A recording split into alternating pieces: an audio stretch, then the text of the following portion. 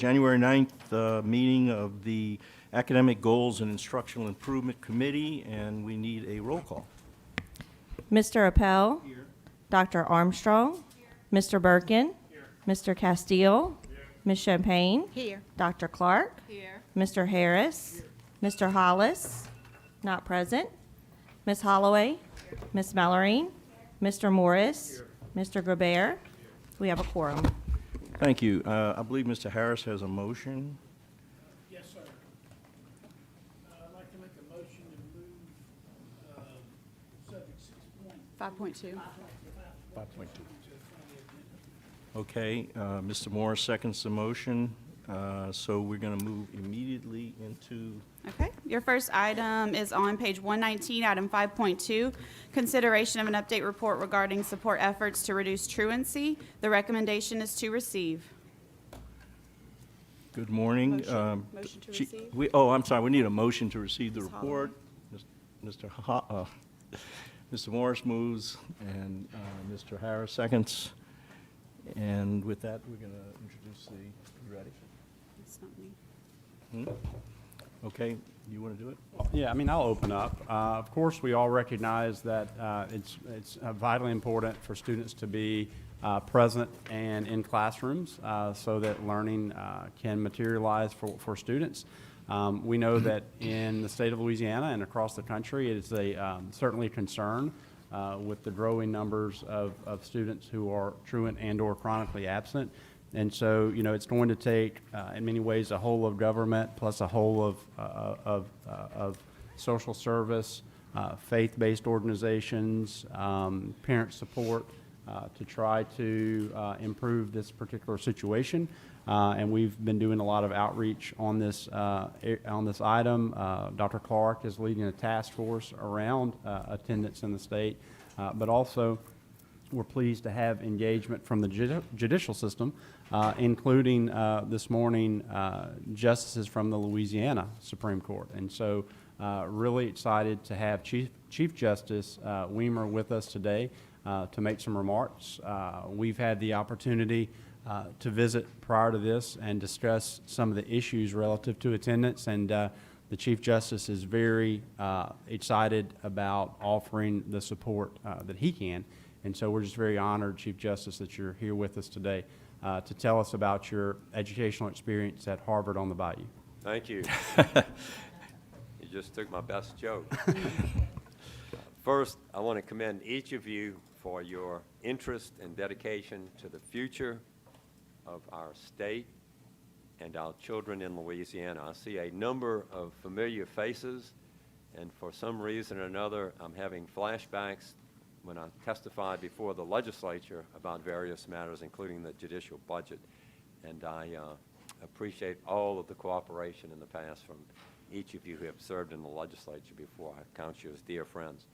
I'm here because I believe judges are public servants who serve their communities not only by resolving disputes, but also by being engaged in the communities. I'm here because I was invited by Superintendent Brumley and Chairman Morris after I read an article in the Advocate a couple of weeks ago regarding truancy issues. I texted Sandy Holloway, a board member from my home parish of Lafourche, and that was on a Sunday morning, right before Sandy and I left to go to church. Note how it worked into this dissertation, the fact that we are church-going people. Right after I came back from church, I got a text from Superintendent Brumley on a Sunday afternoon, after he had gone to church, and we agreed to talk. And then some few weeks after, he had set up a meeting with Chairman Morris. After, of course, he went to church that day, and we had the opportunity to speak. In a prior career, I was a full-time teacher of law and ethics at Nicholls State University, where I was afforded the opportunity to serve the public and hopefully positively impact the lives of students who enrolled in the classes I taught. Reciprocally, those students in turn taught me and touched my life in a positive manner.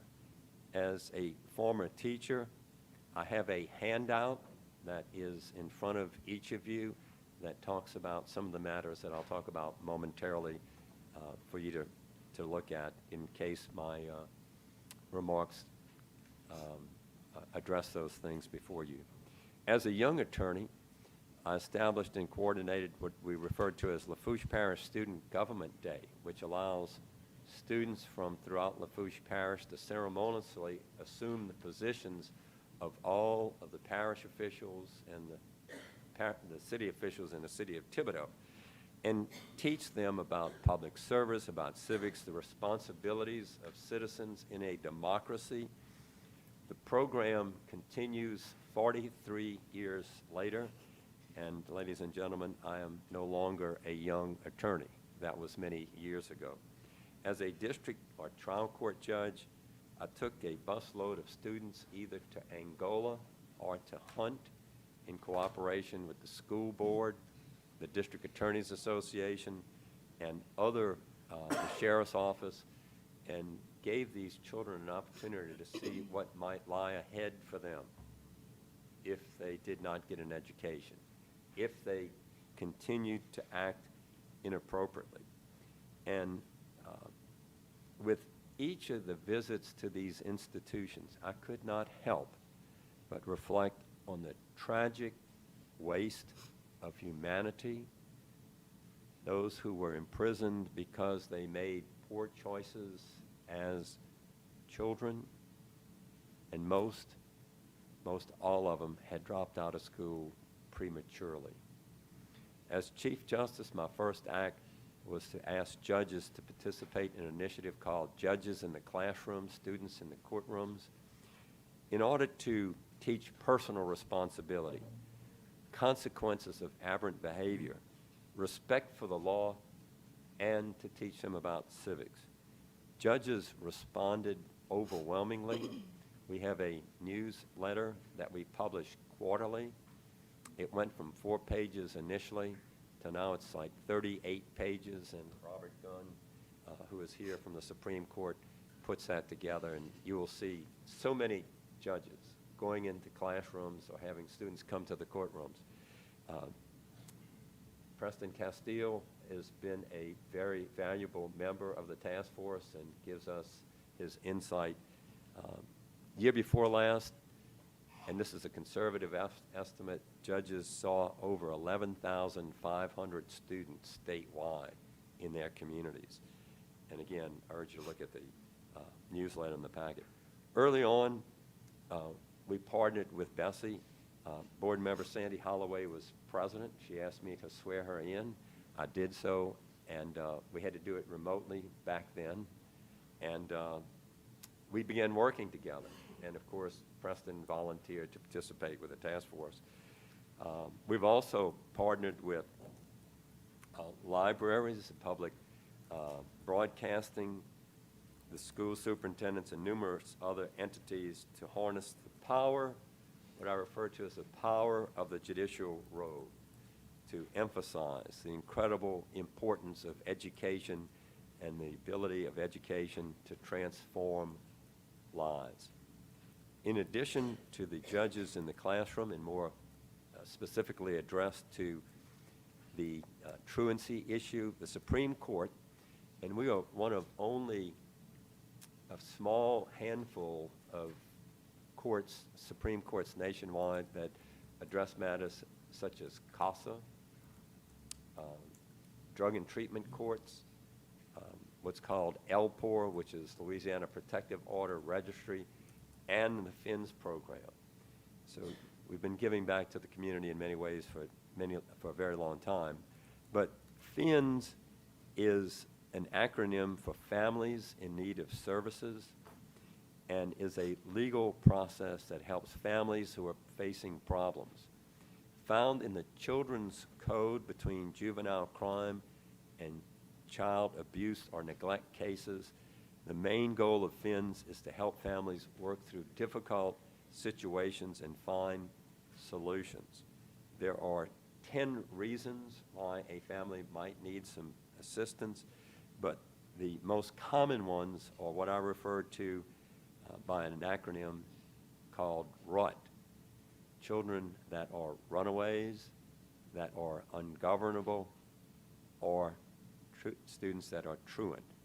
And this is designed to intervene and get these young people and their families into services that can assist and prevent further problems moving forward. To address truancy, there are 2 criteria required. The courts that handle the juvenile cases need to have a FINS officer. We have some throughout the state. We could probably use more. This person helps families by connecting them with the services and resources in their community. And the case only goes to a judge after other options have been attempted. Schools, secondly, need to send truancy complaints to the courts. And without this step, the FINS officer can't help. If schools don't report the truancy cases, they miss the chance to get help for families. The FINS assistance program, again, is managed by the Supreme Court's Judicial Administrator's Office, and it helps the state courts manage these FINS cases. It receives funding through the state government and provides training, policies, and case management system to help officers and judges work more effectively with families and communities. Deputy Judicial Administrator Storm Ellers is here with us today, and she has been invaluable in giving me a cram course to speak to you today, but also she has already begun working on some matters that I think we can do better, and I'll talk about that momentarily.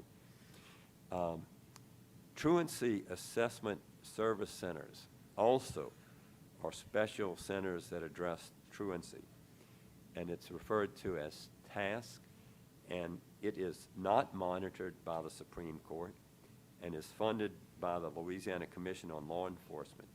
I spoke to Braylon Baptiste, and he is here, and these 2 groups, FINS and the Truancy Assessment Service Centers, excuse me, overlap on the truancy issue.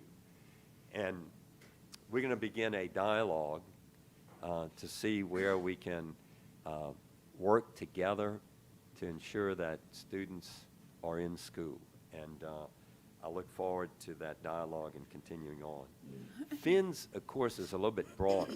It addresses runaways and ungovernables and other things besides truants. But in the area of truants, we can start working together, I hope, and I think we can.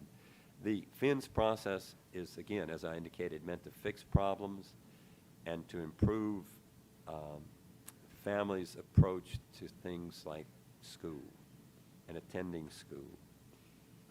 There is an opportunity, I believe, to improve these services, and we're committed to working together with anyone in that respect. I was also suggesting, and Mr. Chairman, you and I have talked about the possibility of gathering together a summit. In other words, bring in all of the stakeholders, and this could be coordinated by Bessie and the Supreme Court and TASK and other entities that can come and bring to bear their expertise on addressing this problem. Juvenile judges on a daily basis see these problems, and I have with me today Judge Gail Grover from East Baton Rouge Parish. I'll talk a little bit more about her. I also have with me Blair Edwards, Judge Blair Edwards, a former juvenile court judge who was just recently elevated to the Court of Appeal, and she honored me greatly by asking me to administer the oath of office to her on Sunday, and I was particularly grateful and honored and humbled to be asked because she was a former student of mine. I am just very pleased that I didn't mess her up. She succeeded despite me, and she has had a magnificent career. I have reviewed the success through attendance recovery, or the STAR Task Force report, and also a number of spreadsheets that your staff sent me with the most recent truancy and chronic absenteeism data from the Department of Education. We have data from FINS also, and STORM is working towards evaluating your data in light of our data to see if we can come to some reasoned conclusions as to what we can potentially do. STORM has already tasked the Supreme Court staff and the FINS officers with focusing on truancy for this coming year. So we're already making some headway towards addressing these problems. Recommendations were generated from the STAR Task Force, and one of those would allow for targeted use of resources. And again, I think a summit would be a good way to kind of get all the stakeholders together to address that. Collaboration between stakeholders such as juvenile court judges, law enforcement, the district attorneys, nonprofits, to create model guidance to improve attendance and reduce truancy. I have to brag about Judge Grover's work in East Baton Rouge Juvenile Court. She has established a system, and this is in the task, I'm sorry, not the task, the STAR recommendations on prevention of truancy, requiring each individual with a vested interest in attendance to be present. And I can't thank her enough for her efforts, and I appreciate her being here also to potentially answer any questions you may have. You know, we need to come up with what are best practices and try to do what is best practices statewide. Judge Edwards also focused on truancy when she was a juvenile court judge in the 22nd Judicial District. That's Livingston, St. Helena, and Tangipahoa, and she has been very passionate. And I suggest, although she has been elevated, her passion will not abate in helping young people. I believe that's now part of her DNA. Another recommendation is to create standardized and digital form papers for parents. I think that would be very helpful. Working on extracurricular activities for students to encourage them to go to school, providing activities that would help them move towards career and technical fields of study. College is not for everyone. You know, in my area of Lafourche Parish, you start in Thibodaux, and there is people that built cane harvesters and chopper harvesters that revolutionized the sugarcane industry. You go down the road a little bit, and you'll see Coast Guard cutters being built at Bollinger Shipyard. You go a little bit further, and the Schwest family was the main manufacturer at one time of icebreakers. And the only ice you can find in Lafourche Parish is ice you put in your ice chest to cool down your beer that you buy at Rouse's grocery store, which also started in Lafourche Parish. The point of that is a lot of these businesses were began by people that had very little formal education, but were incredibly bright and talented and clever and had practical common sense. The next generation went out and got educations and took these businesses worldwide. And I just use Lafourche as a metaphor for what we see happening throughout our great state. You know, we're criticized often about not having education, but there are many incredibly bright people in Louisiana that have done so much in so many different ways. I've been a judge now for 24 years on the Supreme Court, 29 years total. And before then, I served as a teacher.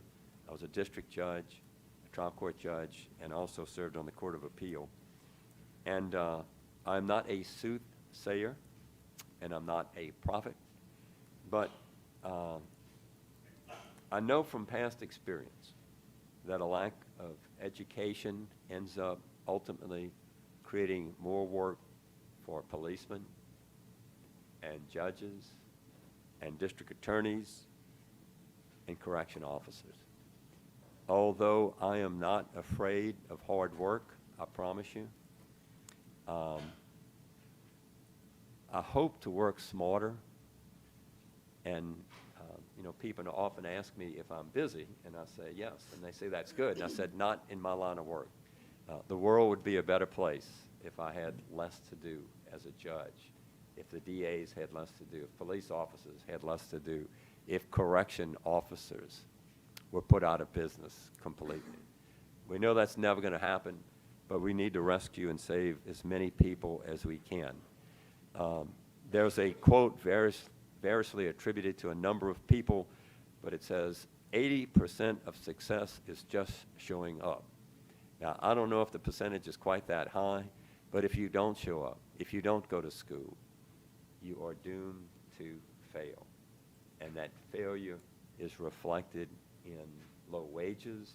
That failure is reflected on people being incarcerated and struggling throughout the rest of their lives because of bad choices they made as children.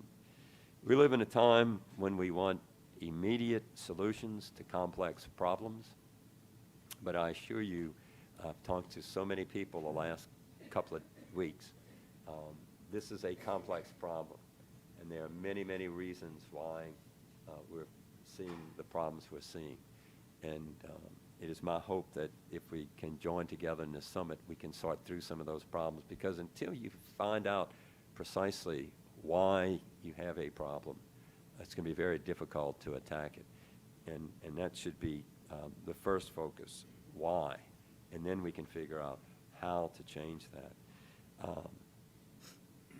In sum, the judiciary stands ready, willing, and able to assist because we are not oblivious to the needs of our communities and realize that a lack of education creates problems we are ultimately called upon to address on the back end at greater cost and at greater adverse consequences to the individuals and to our communities and to our state. I'll be glad to answer any questions, or should I say, I'll be glad for the people sitting behind me to answer any questions that you may have, because one thing I learned a long time ago, and I have a great knack for, is surrounding myself with people that are much brighter than me.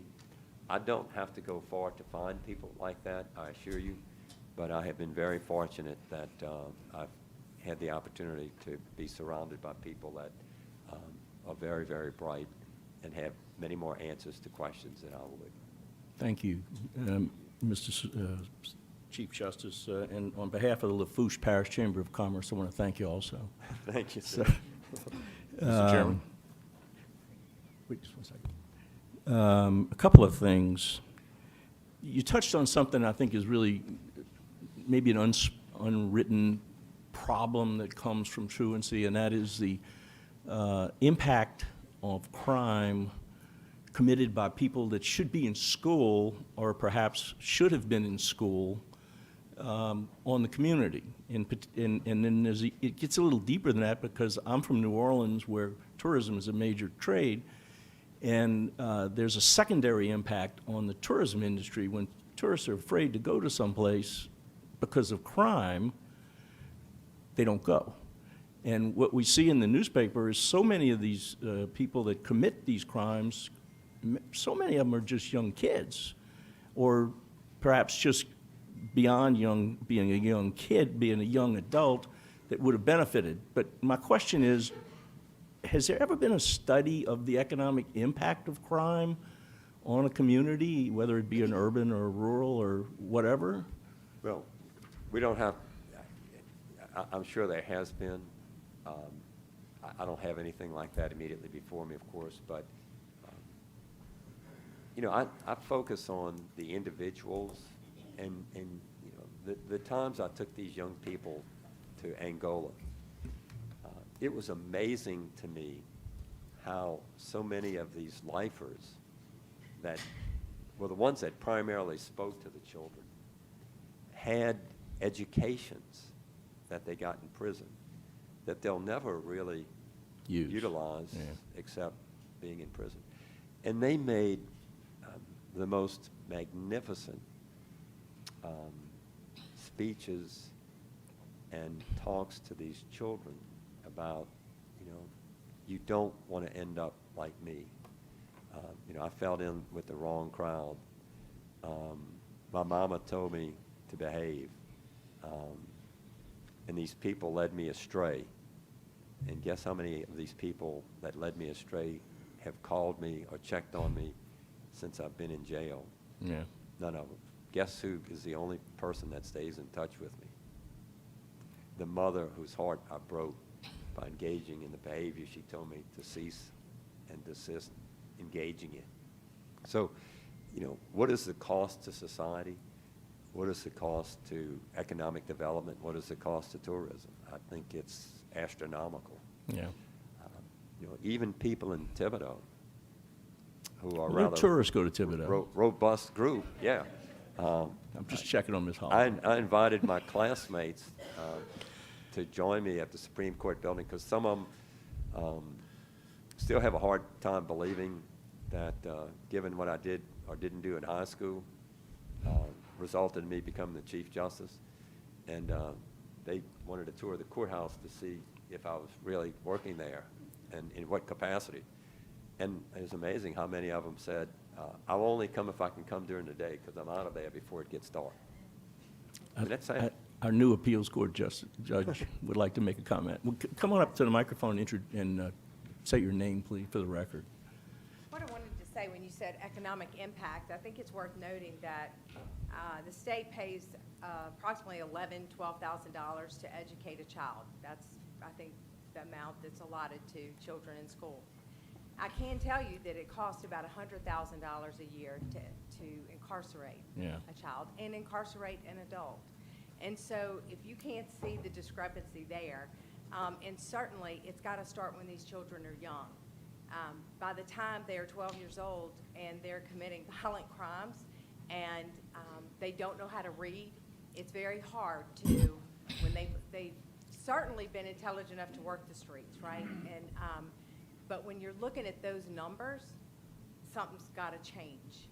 And working with the courts, working with the schools, working with law enforcement and all of that to pinpoint the children that are absent and understanding that truancy and absenteeism is certainly different. Sure. But we have to address it at a very early age, and we have to look at why are they missing, what's going on in the home, because that we're just going not to be able to pay for ourselves. That's what's happening here. Well, that leads me to my last question. The FINS program, both of y'all might kind of talk about this, but it seems to me that that could be a very impactful in the long-term program for Louisiana, because I have a suspicion with no quantitative evidence whatsoever that a lot of parents, A, don't know their kids are missing school, or B, don't care. And from what I understand of the FINS program, if there is a pattern of truancy or absenteeism or something, they can get hauled in before a judge and they have to sign a contract with the court, which kind of might waken up parents to the fact that they've got a problem at home. And so I thought maybe y'all would comment on the impact of FINS and what we could do to use that more. I see she's smiling back there. I can just tell you in my court as far as the FINS, there's informal FINS and then there's FINS that they have been adjudicating. And I can tell you that it's amazing when our FINS workers are working with these children and they're working with the entire families, their liaison between the school and the family. It really works out extremely well. But when I think I had 2,000 cases and I have like 3 FINS workers, so you can imagine, Is there any quantitative study that demonstrates the impact of FINS? Come on up. Yeah, let me yield to Yeah, I want to let Storm. Ms. Storm. Okay. Talk about that for a moment. And and Judge Grover. yes, Judge Grover, I last handled a Finn's case when I was a district court judge. Right. Many, many, many moons ago, and they have more contemporary information and more practical information, so I'd like to yield it. Yeah, please identify yourselves when y'all start to speak. Hi, I'm Storm Ehlers. I'm the Deputy Judicial Administrator for the Division of Children and Families at the Louisiana Supreme Court. Within my division, we have the FINS Assistance Program, CASA Assistance Program, and we also oversee the Court Improvement Program. So, Would you pull the FINS microphone a little bit closer to you? Is this Yeah, better? everybody has to do that. Don't worry about it. I know, it's very, okay. FINS, Families in Need of Services, is a legal process. A lot of people say FINS program, but it's really, I like to say that it's a process, not a program. The FINS Assistance Program within the Supreme Court is a program of assistance for courts around the state to provide funding to assist with the FINS process. And because the FINS process requires at least one person, a FINS intake officer, who is the first point of contact with the court system. So before a family ever sees a judge, if there's a FINS complaint made on one of the 10 grounds, one of which is truancy, also violating school rules over and over, or parents not showing up for school meetings. So there's a few different ways that a school system can actually lead to a FINS complaint. Then the complaint will be sent to the officer at the court, who will then interact with the family first before a judge ever gets involved. And the goal of it is to actually keep families out of court. So it's beautiful because it's supposed to intervene with the dysfunctional things that are going on in a family that are leading to a crisis that is bringing that family into contact with the court system. And then it's going to connect that family with the resources needed, the advocacy needed, the voice that they need, and the systems they're navigating in order to lead them out of the system and not get them further in. And that can prevent crime. It prevents children committing crime. It prevents crimes against children. It can really, really do a lot if used appropriately.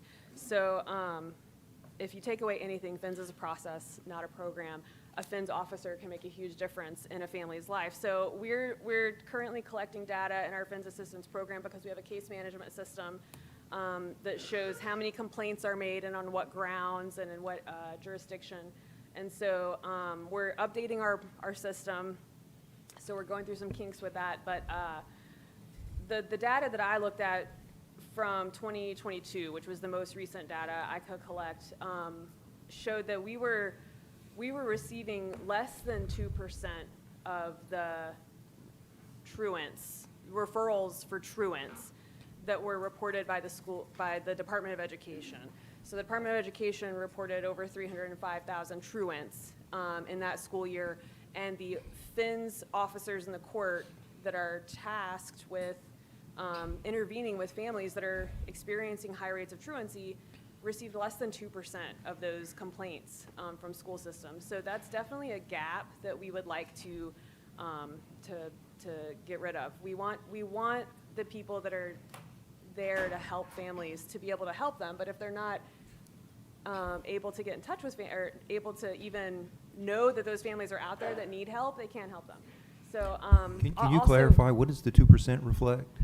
Less than 2% of truants that were reported by the Department of Education were sent to the court system to get an intervention through the FINS process. And that was referrals? Yes. So it's not the Referrals. court side that's the problem, it's the referral side? It's the Is that what you're school saying? Yeah, Yes. well, maybe, And yes, a little bit. Judge Grover, EBR Wait, speak Juvenile in Court. microphone close, because it's very hard to hear you. You have the button pushed? Haven't been told that in a while. And so Judge Gail Grover, Juvenile Court Judge here in East Baton Rouge Parish. And so I just caution that concept of just referrals. I've been working in around the juvenile justice system since 1999. And initially, when FINS and the TASK program, especially the TASK program, was stood up, there were a lot of referrals from the school system, so much so that it inundated the program because it's about systems and resources. And so albeit a system is in place to actually address some of these concerns and these issues, the resources to support and undergird the work has never measured up to the numbers. There were hundreds of referrals from school systems, but 3, 4, 2 FINS officers, and no way to actually process or put people through the program. Right now, East Baton Rouge Parish have approximately, their school system have approximately 41,000 students. I know our superintendent is here, and so can maybe make sure that, fact check me with that number. And we have 3 FINS counselors. And if we were at 50% of truant, which is about what the numbers are right now for East Baton Rouge Parish, and if everyone was referred, there would be no way to actually handle what the true concern is that having students attend. There are families and students along the continuum, and we just need to meet the student and the family where they are. Every resource is not for every family, and so being smarter about who is referred and what is done, which is one of the reasons why at East Baton Rouge in our truancy court, we handled the egregious cases where kids have been truant 60, 70, 80, more than 100 days, and we are able to find them. Some we cannot find, but those we can find, then the court system, as opposed to a direct referral to FINS, may be the appropriate step without going through prosecution. And we're able to do that. But there are different points or different decision-making points that we need to be mindful of when we are addressing the truant. So FINS is there, but we need the resources to really undergird the work. 2 questions. Who finances FINS? And secondly, do we have data on the efficacy of the FINS program? In other words, you got thousands of kids getting affected, but do they actually go back to school? Okay, so FINS assistance program receives funding through the legislature, and we funnel that funding to district and juvenile courts. Those courts, that's not the only money that they funnel into their FINS. They also receive money from their local jurisdictions through a variety of ways, and different jurisdictions have made it work in different ways. If you want more details on that, I'm sure spend hours talking to you about it. Yeah. So, and then the efficacy, yes. So performance measures were put in place over a decade ago to measure if the process was going along the continuum of how it's supposed to go, the informal FINS process. And then in the formal FINS process, it becomes a court case filed with the clerk of court, and we don't track that because it's handled by a district attorney in front of a judge and things like that. We don't have good data on that right now. We're working on it. And I've definitely heard from judges around the state that they want to see more data to know if it's successful or not, because all we have is to show if a case has processed along a continuum, and then just stories and information, relationships that we have with FINS officers and with judges to say, yes, we've made impacts on these families. So we do have good information that we've been collecting this past year to show that our efforts at intervening with families with substance abuse problems have been effective. We have been intervening with, I think, over 60% of people who use drugs our FINS officers have intervened with, and that's amazing. Over 85% of them have been able to receive education and training to actually work effectively with people who have substance use disorders, and so that is making a difference. We have individual stories of people being connected with resources that are getting them the help they need to keep their families in school and to make them productive citizens of society. So we definitely have those stories. However, we're improving our data systems as we speak. Yeah, I think efficacy data is extraordinarily important when you go to the legislature, because you got to be able to justify your request. Right, absolutely. So, No, it's definitely making a difference, I can say, and we're collecting that as we go. But I think to Judge Grover's point, if the school system did start sending all 300 and some odd truants to a FINS You couldn't handle it. officer. Yeah, we have FINS officers currently who are saying, we need more help, we need more resources, and we're trying to encourage those jurisdictions to go out and seek the resources in their area because we don't have it to give necessarily. But Okay. we're also advocating for more resources because, like Judge Edwards, she just left. She was saying that, it's $100,000 a year to put a kid in detention, and if you could put that money into task and FINS officers that are doing early interventions, I mean, you could affect 3,000 families a year and keep 3,000 kids out of detention. Yeah.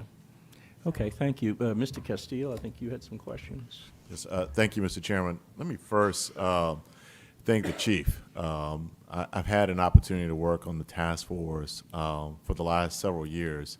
And as I mentioned at the last meeting, it's extraordinary to see the support from the judicial community in particular around the state having such a strong interest in children and education and being willing to leave their courtrooms to meet with children and support them has been absolutely extraordinary to witness. So thank you and all of the judges around the state for the work that you've done so far. And for you as the chief to have led that and then come here today, we want to thank you for that. And I'd like to have my colleagues actually applaud you for your work and all. And this is all the judges who do this. That's much too kind, And well-deserved. It's the work of all of the judges that, as you say, it's not easy to sit in judgment and then go out into the community and meet with students. But I tell judges all the time, it's good for your heart and it's good for your soul. And I believe many of them find that it's among the most rewarding things they do as a judge. I also have with me today Kathleen Stewart Ritchie, who is a child ombudsman. Now, she is not a child. We were both student body presidents at our respective universities a few years ago. But she certainly has a lot of experience as a former director of CASA and the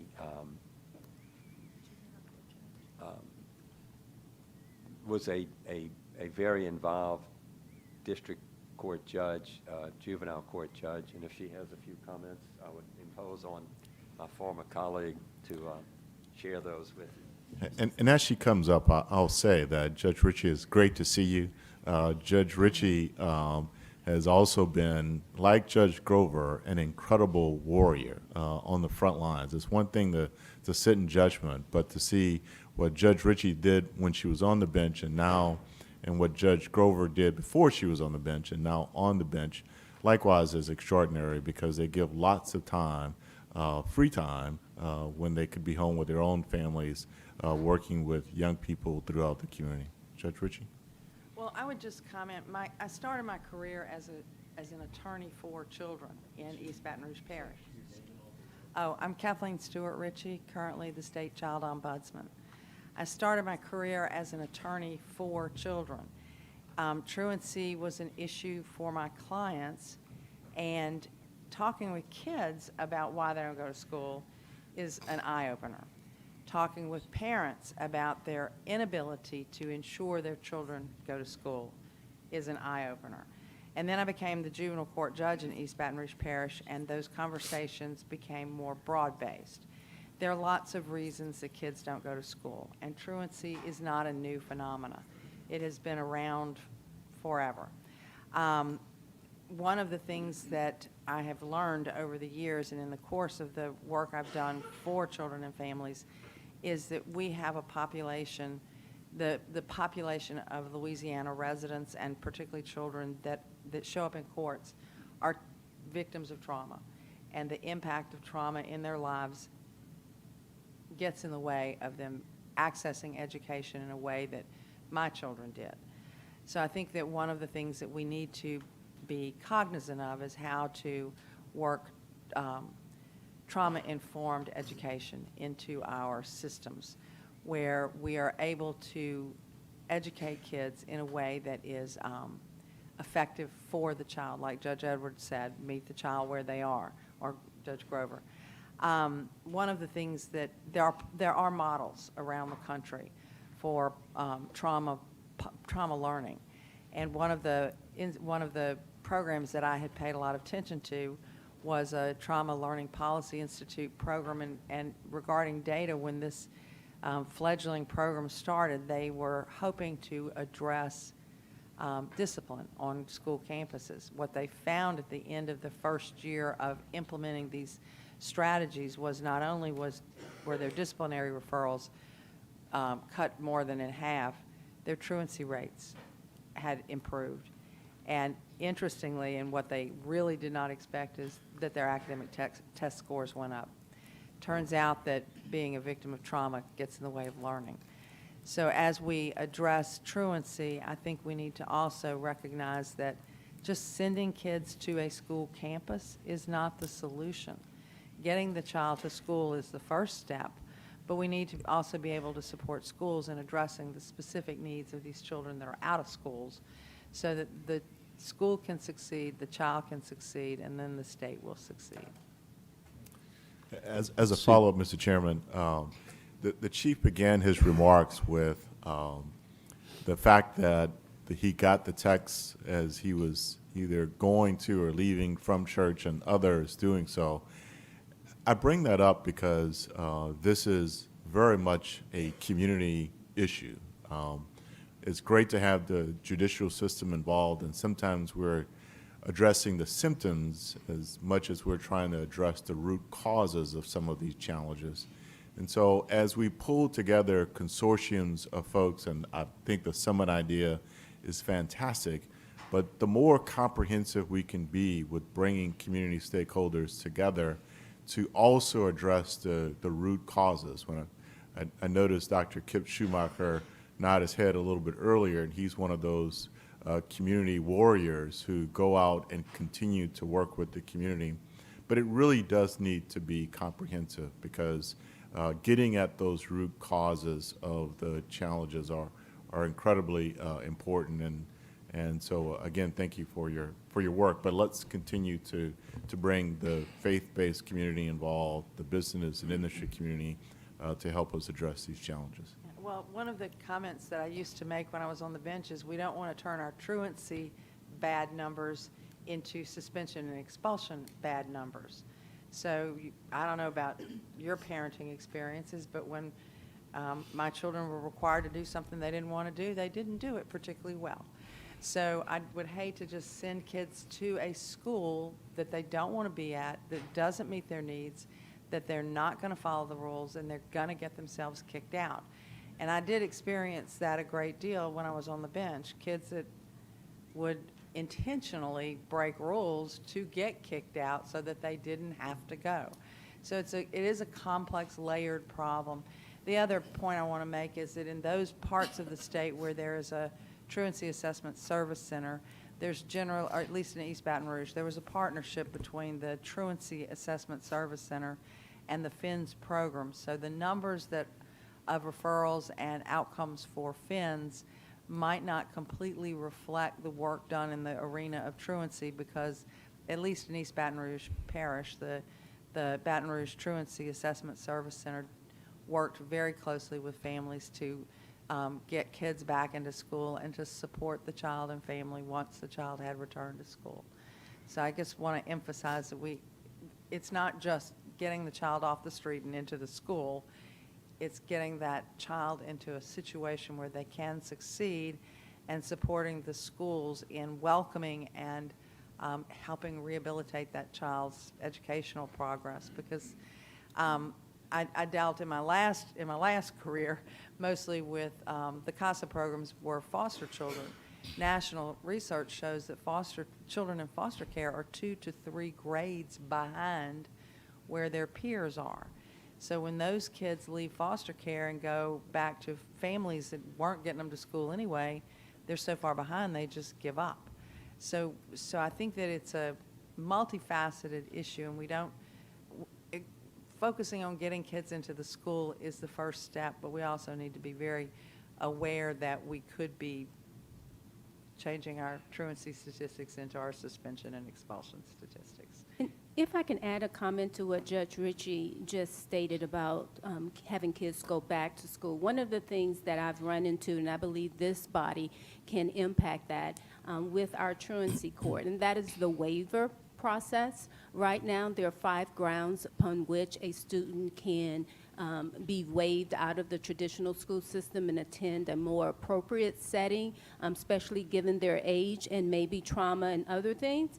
All of those grounds require something negative to be going on in that child's life versus wanting to see something positive for them to be sitting in the appropriate educational setting. For instance, the child has to be actively parent. So a child has to be pregnant and parenting before they can get into their appropriate educational setting. They have to be adjudicated delinquent, so they have to commit a crime, be adjudicated before we can put them in their appropriate educational setting. Their parents have to be deceased, and they are the major breadwinner in the home before we can have them wavered out and put in the appropriate educational setting. The last 2 escape me now, but it is just as negative. And so I would ask this body to reconsider how we can place children in the most appropriate educational setting without them having to travel down a path of negativity. I have had to fight for students to be waived out of the school system in order to put them in a better educational setting. And on the back end, I have received graduations. I have attended graduations for students who we were able to, and I say we because it's a team and it's not I, we're able to get that student in the appropriate setting so they could matriculate and actually get their high set and move on and participate in higher education, which a couple have done. Thank you. Dr. Brumley, I think you had something. I think Dr. Clark is going to okay. speak, and then I'm going to follow up Dr. Clark. Quickly, I do want to say thank you to Judge Grover and Judge Edwards, who have sat on the STAR task force with us. I think one of the main things that I saw as an educator, and thank you, Chief Justice, for coming too, is that the data that we have is very inconsistent. And until we get consistent data across our districts are reporting truancy differently. And so some of the data, even when we're talking about the FINS program, I think we need to be very realistic in the fact that districts are doing intervention and prevention measures. So when you see the data from the state at 300,000 per se, and then you see FINS, there are interventions and preventions that have taken place in some of the districts. And so that child may not actually be truant anymore, although they reported truant, and they don't get referred to FINS simply because we've already gotten them back into the school setting. And so sometimes that may not always look the same way. But I think until that the data we have right now is not measurable quantitatively or qualitatively because it's very inconsistent. So I do agree with Chief Justice and the 3 recommendations that are made for the summon until we make sure we have a framework that is consistent and everybody is reporting truancy correctly. Some districts are 15, some are 5, some are 7. We need to all follow the law and make sure that we are reporting correctly, and from there we can look at making sure we create a standard with a correct framework and making sure that truancy is tracked across all of the districts in the different cities. We have FINS in New Orleans. We're reporting at 15 days. It's too late. So I think that is going to help us, and making sure there are attendance coordinators and centers set up so that data is being pushed out from those districts by 1 or 2 people, and it's very clearly stated by the district. So those are, as much as we want to make sure that it's done immediately, we can't, because we have to make sure that we're all doing the same thing correctly by law, and we're not. Thank you. I want to echo Dr. Clark and also commend her for her work chairing the STAR task force. But likewise, I think that we have seen that data collection has been an issue. And we've been working diligently to transform that and to standardize that across the state. And it's a process, but it has been the biggest lift that we've been trying to make in terms of trying to get to root cause, and also would like to commend the school systems for going along with that process, because they've had to revise the ways in which they report absentees and the frequency to which they report. But Judge Grover, my question actually is for you, and I appreciate the deep experience that you have in this this particular area. And so I'm just curious, as we work as a state to streamline that data, is there anything more that you think we as an agency should be doing? Because I too, like you, am very concerned that even as systems report to FINS, it would be very easy to overwhelm that system. And so I know that I'm not going to give names, but I know of even FINS officers who will tell school systems, don't report as much because we can only handle, and that's reasonable and that's understandable. But is there something more that we should be considering in this particular space to make sure that we're doing all that we can do to support these students, these families, and these schools? I believe your board member did touch on one thing that needs to be done, and the same thing that you've stated is data collection, even how students are counted coming into the school building, so that we don't have direct and indirect consequences that we're not looking for. We've done that before in coming up with solutions and not acknowledge the indirect negative consequences of those things. Data helps us to avoid that. And so actually head counting or setting up a system by which schools are counting, whether that's with badges or some other mechanism that can make that more accurate. That is something that we've talked about on the STAR task force, and some recommendations we've actually made to this body. That's one thing. And then helping to undergird the system with partnering with whomever to go to the legislature to get resources back into this area that would be more appropriate in actually bringing these numbers down and getting these services to families.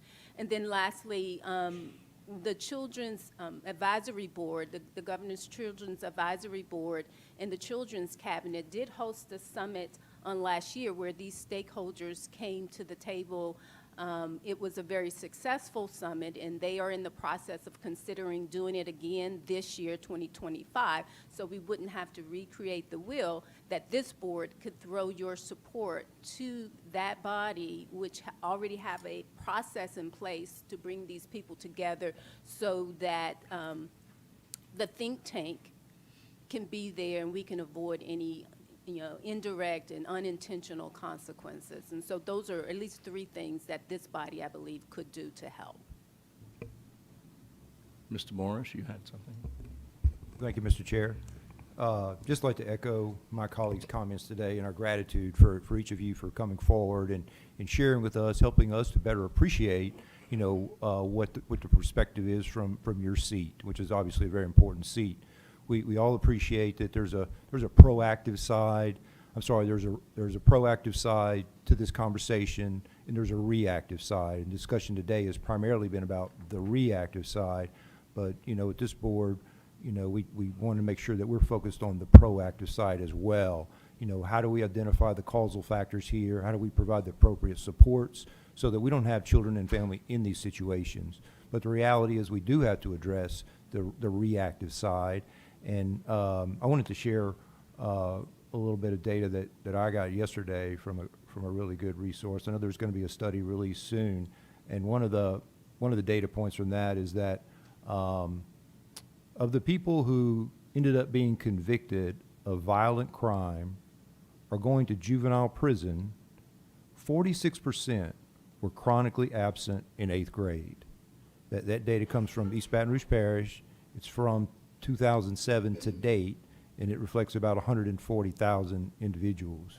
So that's half of that violent crime population were chronically absent in 8th grade. So we may not say that that's a causal factor, but it's a significantly contributing factor, no doubt about it. And I know Judge Weimer, you and I and Mr. Castile were all attending in the mayor's swearing in here last week. And he spoke to the elephant in the room, and that's crime. And how are we all going to get around that issue, work together collaboratively to address that issue for the benefit of communities across the state?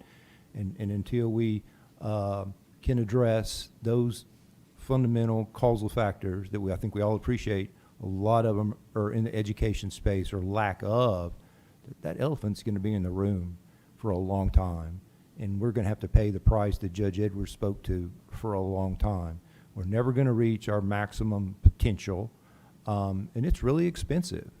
So I appreciate everyone's focus on this today. Appreciate the judge's interest in the summit. I know we've got a board member on the Children's Cabinet. I know that Dr. Clark is super interested in, in her work chairing the STAR Committee and can work with other folks to bring together a summit. But one thing I would ask is, when I look at this, I think about the system. There's a system in place. When I started asking questions about this a few years ago, and I would ask, well, where's the flow diagram that explains this process, right? And that's pretty much what I got. So it doesn't seem to me that it's really clear, what the generic system is across the state, so that folks understand, what should be my next step in this particular situation? What's the resource? So I think there's questions about the system that we could improve on, helping people to understand how the system is supposed to work, what resources are available. And then the next one is, heard some really good testimony about resources. And there's only 3 FINS folks in EBR. There's 5,000 cases, which obviously is unbelievable. It's believable, but it's catastrophic. So there's a resource question, and there's a financing question, and then all this goes to the legislature. So we need some help from you guys and from others, so that as a board, we've got a legislative committee, but we need to know, what's the ask? Is the system broken? Is there something in the system, that we need to fix? Is that there's obviously a resourcing issue? Okay, well, what is the resourcing issue, right? I'm interested in what's the qualifications for a FINS officer? A lot of qualifications about teacher shortages. What's the qualifications for a FINS officer, and how do we fill that void? But what are we going to go to the legislature with this session, right, that's going to help us to make some progress in this area that's critical to all of us? We need some help with that at the legislature. My last comment is on a positive note. I got some information yesterday as well that I think, due to the focus of this board, Dr. Clark's task force, all the contributors to the task force, and the focus that we have given to this topic, that the chronic absenteeism rate in West Baton Rouge Parish decreased 50% last year. So that tells us that it can be done, with the appropriate focus, the appropriate prioritization, and the appropriate leadership in place.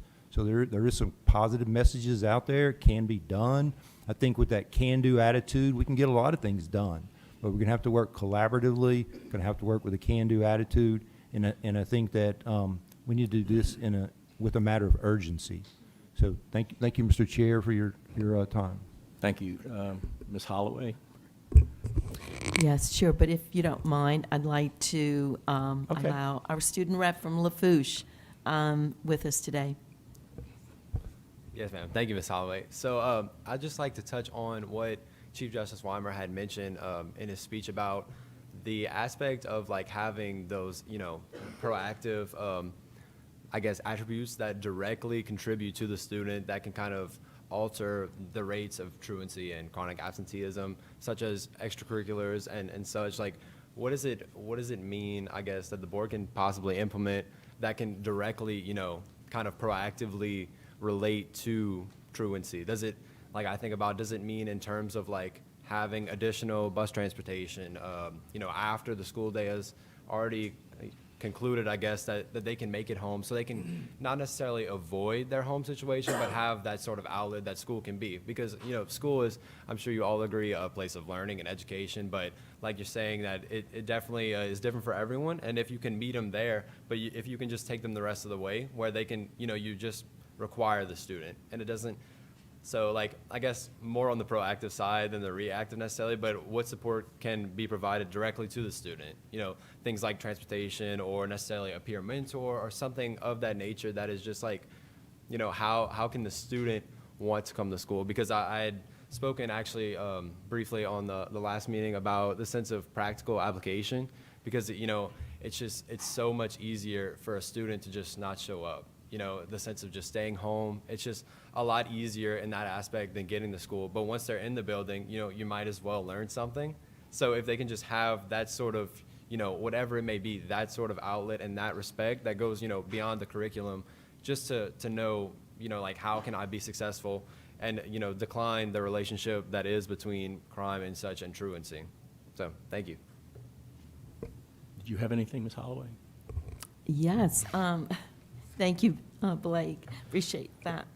I want to note that this has been a privilege and an honor to have Chief Justice Weimer and his staff, and to also note that he and I go way back in the 90s when I was administrator, principal of St. Charles, where it was important that our students understood the judicial system, civics classes, and he was invited to come to St. Charles, and that was our first encounter, and I so appreciated that.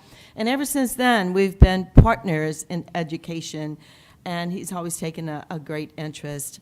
And so when I was appointed as president in 20 and 21, he was the person who swore the leadership in. And this was, of course, we all know, 2 years of different environment with COVID. And we had to do this by Zoom.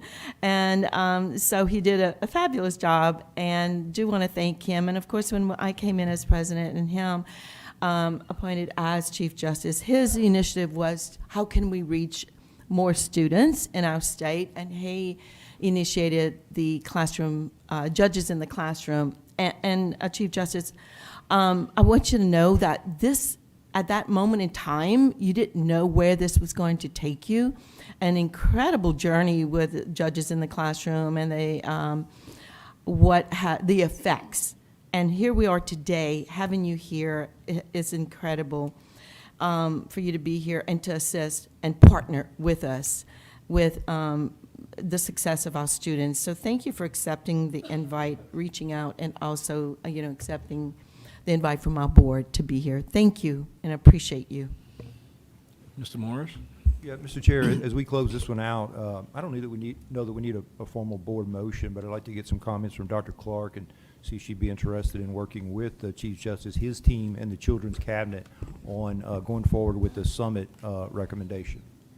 Yes, and if you don't watch me, I'll take it over and do it for you. So yes, I'll be glad. Because again, as an educator, and I'm looking at the superintendents and educators, we need our kids in school. And again, when they're not in school, our test scores are affected because we still carry those students as dropouts and we get zeros. So I do want to make sure that I'm part of that. And I think too, we need to just be careful with defining truancy versus chronic absenteeism. Because chronic absenteeism is they can be in school, but they're being suspended doing other things to get out of school. And so we do need to make sure that we are looking at both of those levels of data to determine the best practices for that. So, of course. Thank you. Well, I just warn you, I think Dr. Clark is serious. She'll take over. So, anyway, thank you so much. Do you want to close? Yeah, let me just say, I want to walk away from this gathering with some type of deliverable. And it sounds like we can partner further with the Children's Cabinet, who apparently have some type of summit in place, and have the Bessie with a seat at the table there, and of course the court system with a seat at the table there. And as I've told people, as the Chief Justice, I have contempt authority statewide, and I get to pick the jail also. And there's this real fine place in New Orleans called the House of Detention that I can assign someone to who's in contempt. And it's not a house and it's not a home for sure. It's a dreadful place. And I've had a lot of success threatening that. So let's work together to get all the stakeholders together and partner with the Children's Cabinet, Bessie, and the court to figure out how we can do this better. And that's what each of you are here for, to insist and to ensure that these students get an education and become productive members of society and not a burden on society. And so, again, I conclude as I began. Thank you so much for your dedication. Thank you so much for your service to our great state. And thank you for your service to the students and the children of our state, which obviously are our future. I look forward to working with you in some fashion. Thank you so very Well, much. we appreciate it, and let me just comment that as an ex-legislator, whatever comes out of this process, speaking from a legislative perspective, it needs to be concise, backed up with data, and a price tag. The legislature has an attention span of about 30 seconds, a legislator. So just keep it simple, stupid, and you'll go a long way. But we thank you very much for everything you've done, and your folks and all the judges and the people in the background. And again, it's I not- think you recognize the significance to us. And again, I assure you, it's not just me.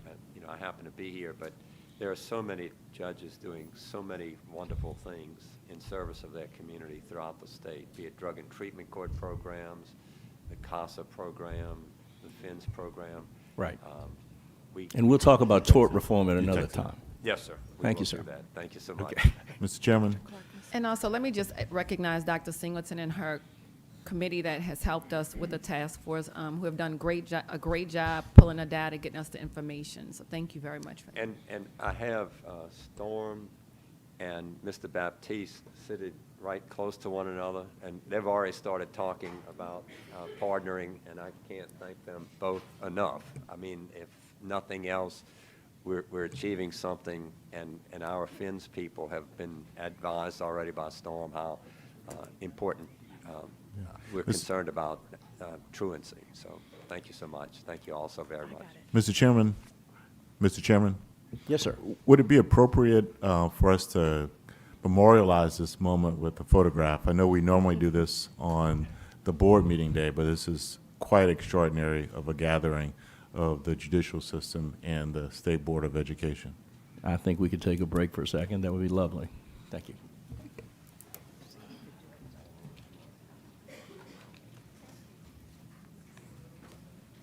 Great, Doctor.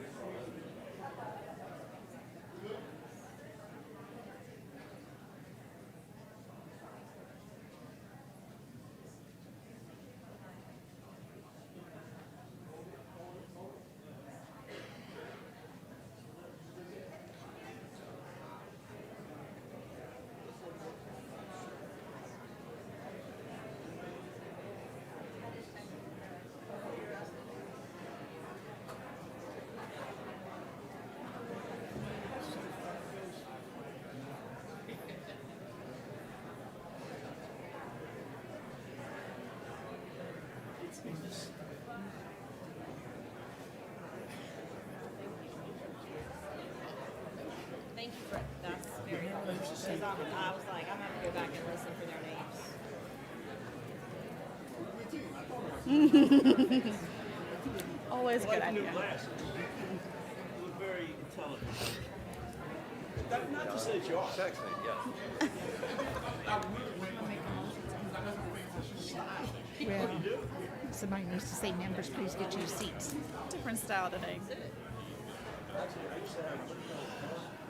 Well done. Well done.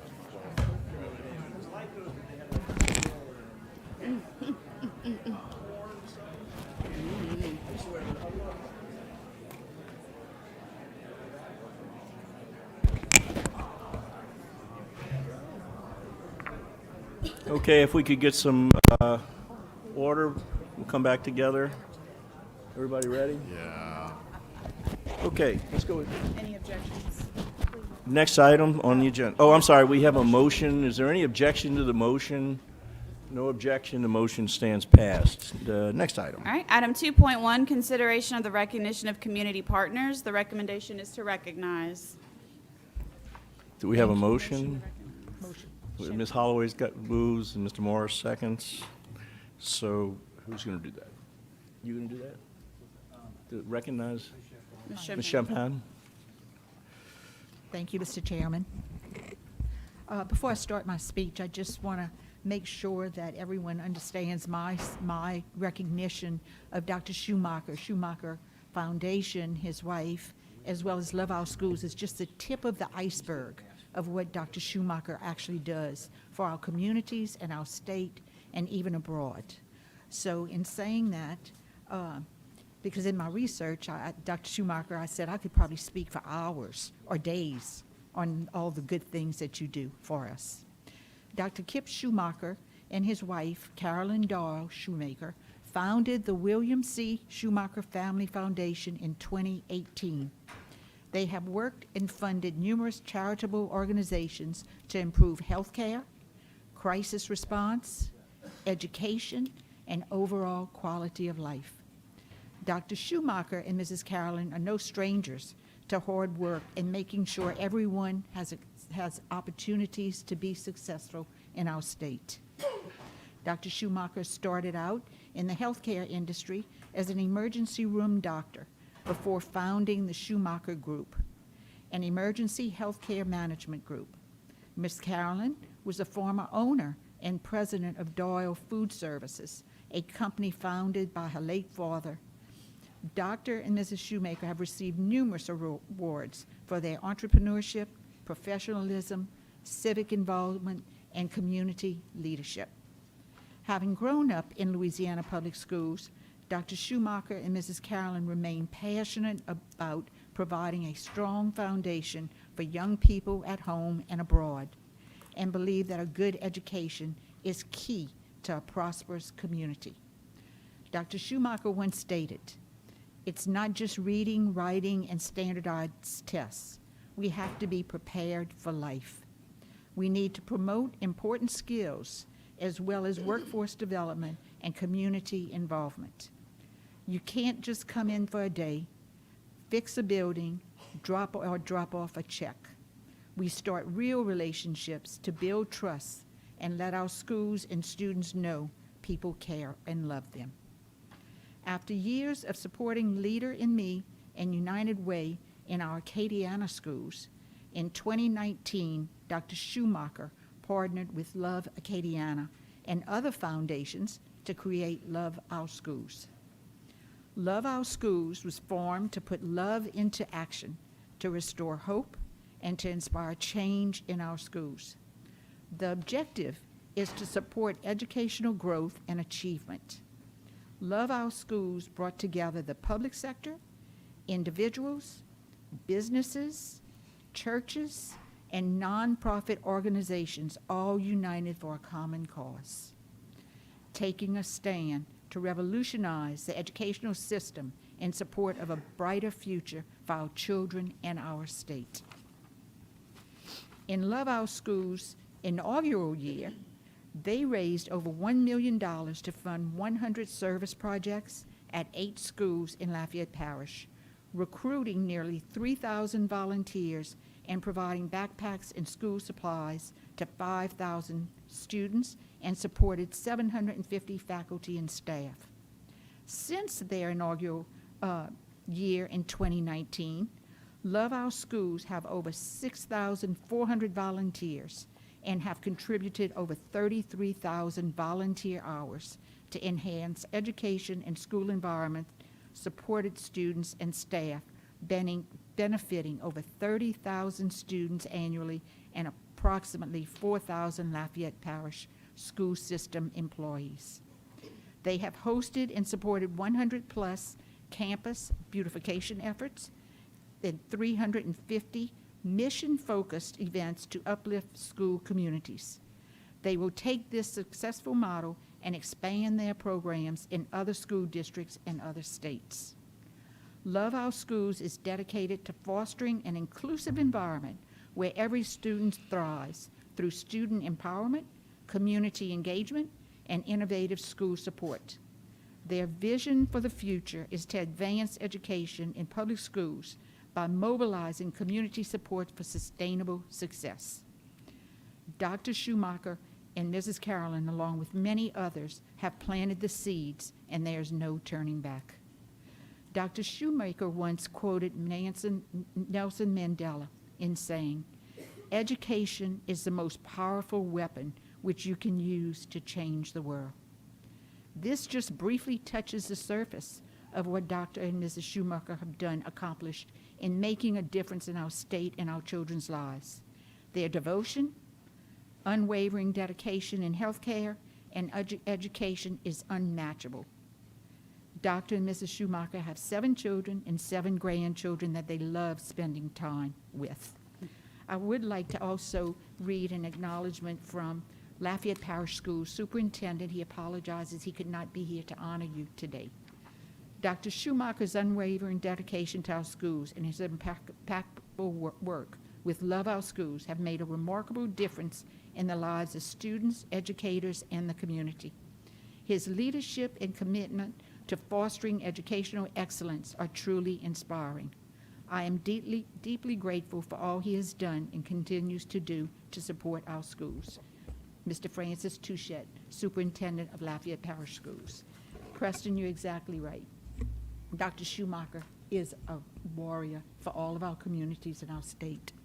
So in saying that, I do know that I think Dr. Brumley would like to say a few words.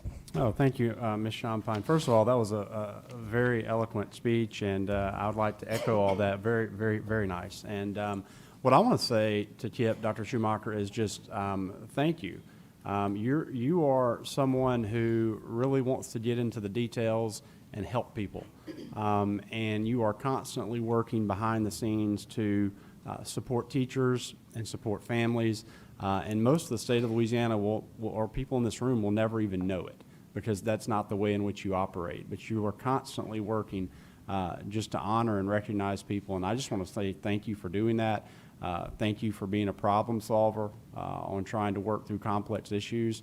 And I think it's most appropriate that this State Board of Education commends you today for the work that you do personally, but also I think you would acknowledge the work of your fine team that they do to support both in the Acadiana region but across the state. So for me personally, my team, we say thanks, but I think this honor is most certainly fitting recognition for all that you do for kids and teachers and families. Thank you.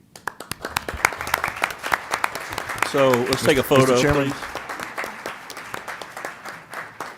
You want to make a statement?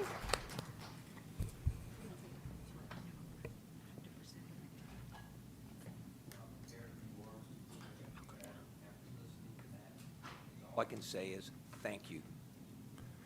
That's it. That's it? Well, Dr. You can come back anytime.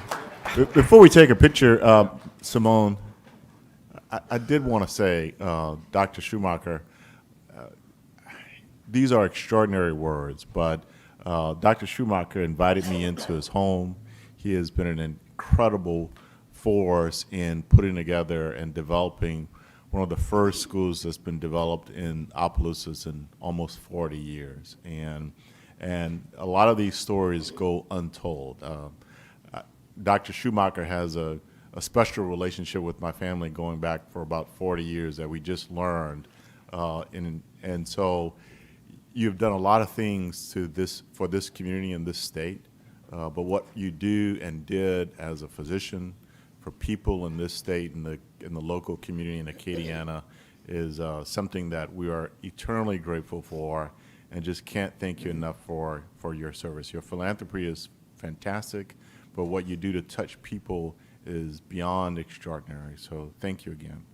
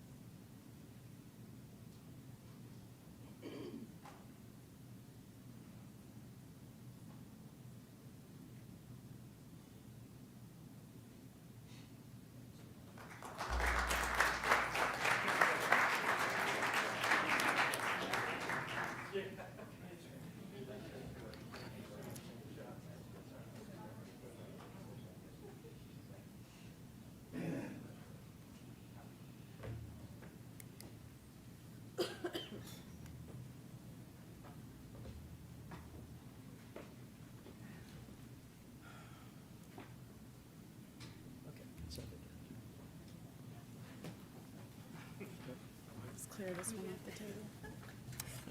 Any objections? Okay, we had a motion. Are there any objections? No objections. The motion stands adopted. The next item is the consent agenda. Your consent agenda is ready for approval. Do we have a motion? I recognize Mr. Castillo and Mr. Birkin, the second.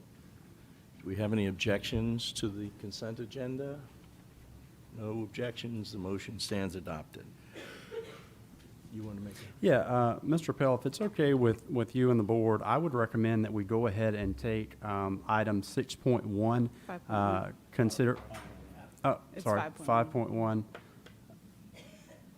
Okay.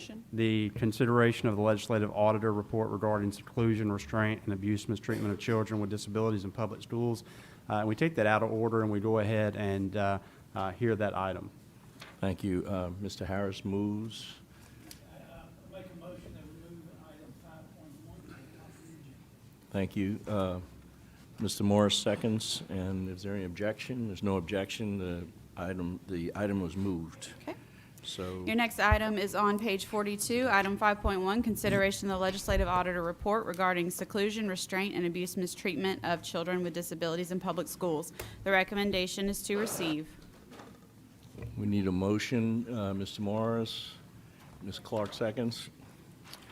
Thank you, Senator Pell. So we have worked with the legislative auditor over the last probably 3 years on a series of performance audits, not investigative, not financial, but for performance relative to special education services throughout the state of Louisiana.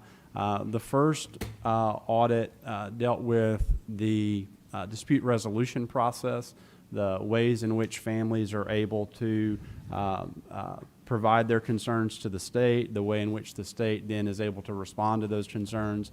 The next audit was relative to monitoring, so monitoring of programs throughout the state.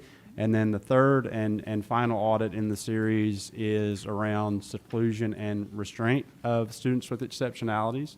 And so what we wanted to do today is just go ahead and provide the information on this particular audit to the board, and also give you an opportunity to think about some potential next steps. So I will point out here on this first screen, the time frame of the audit was looking at the years 2015 through 2022, and looking at seclusion, restraint, and abuse and mistreatment of children with disabilities in public schools in the state of Louisiana. So I wanted to note just a few of the items that have been special education improvements that we've made the last few years, and really want to thank the board and also thank the legislature for helping on these particular items. Much of the special education bulletin had not even been opened in terms of adjustments in 2 decades. And so the board was able to take on some of these issues, and I think rightfully so, to provide families with greater access, with greater information, greater support, and also fundamentally help students in their experience. It's not on the slide, but I would note that over the last 3 years, in terms of academics, we have seen students with exceptionalities, students with disabilities, grow academically year over year, each year in terms of proficiency.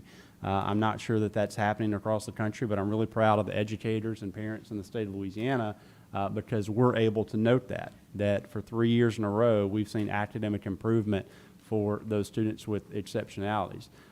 We also know that this is a sensitive topic. We also know that parents need and deserve help. They need and deserve resource. They need to be treated fairly and professionally, and we need to do all that we can to best include students with exceptionalities into mainstream programming.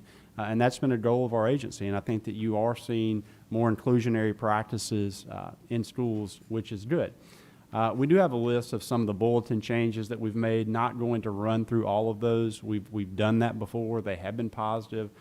We've also made a few personnel changes, such as replacing our executive council with new executive council, such as hiring a very skilled and knowledgeable special education attorney, replacing that previous individual. And then we also hired the state's first ever special education specific ombudsman, so we're excited about that. We've done additional work in terms of investigation and monitoring staff, so we have more staff in place there. We've placed the first special master ever to oversee work in a particular school system where there were complications. We've released a special education playbook that is really focused on inclusive instructional practices. We've expanded the SPED Fellows Network to try to cultivate new special ed leaders for school systems within the state of Louisiana, and we've also updated assistive technology guidance. All of that has been good. All of that has been welcome, but at the same time, there's still more work to be done in this area. So if we could go to the next slide. The scope of this particular audit, as I mentioned, is to evaluate LDOE oversight in the use of seclusion and restraint for students with disabilities, and to evaluate Louisiana's laws and regulations regarding abuse allegations perpetrated by school staff on students with disabilities. It's important to note that in terms of this audit, there were no findings by the LLA relative to Bessie or relative to the Department of Education, but there are a series of recommendations that could take place to improve this particular system. And I'll be candid with the board. Our position is that for us to move some of these recommendations to implementation, we think there needs to be work in the statute. There needs to be additional resource and staff commitments for us to be able to do these things. And I would say overall, we don't disagree as an agency that these are some good things to consider, and we're willing to do them. It's just a matter of there does need to be statutory adjustment and financial and staff commitment to do that. We've listed some of the pertinent legislation in play. Meredith, and let's go to the next slide. So on this particular slide, what I wanted us to do is actually copy from the law what the law says about the agency's responsibility with seclusion and restraint. And what I'll note here is that when you look at this particular language, the department for for nearly a decade, I think one of these came into place around 2011, another one around 2015, 2016, and so the department has complied with this by the word that entire time. I think the ask of the legislative auditor is to go beyond the scope of this particular statute, which we are obviously willing to do. We just think that in order to give us the authority to do that, there would have to be statutory change. Tony Legge, who's our executive counsel, asked him to come to the table and make a few remarks here. And it's also worth noting, Tony was actually a legislator in the state legislature when some of this passed. So I think he's most appropriate to share some thoughts here. So Tony. Thank you, Superintendent. Tony Legge, Executive Counsel for the Department of Education. I'm going to first preference my remarks, and this goes along with what Dr. Brumley said relative to the sensitivity of the issue. We know that parents of children with exceptionalities are very in tune with it. Also, we want to recognize that staff that goes into the school campuses on a daily basis probably hope and pray that they don't have to confront an issue that deals with seclusion and restraint. So we have to be respectful to them too. Being that I'm an attorney, I have to look at things in a very black and white way. Laws mean something, and basically the statute that you see up there is very specific. It was originally passed back in 2011. Pretty substantial change was made back in 2016. In fact, Chairman Appel, you handled that bill on the Senate floor for Senator Donahue, and basically provided some obligations on the part of the department. And at this point in time, from my view of it, the department has checked off all those boxes. The statute as was amended requires depositing of written guidelines and procedures adopted by the local entities with the Department of Education. That's been done. Those are posted on our website.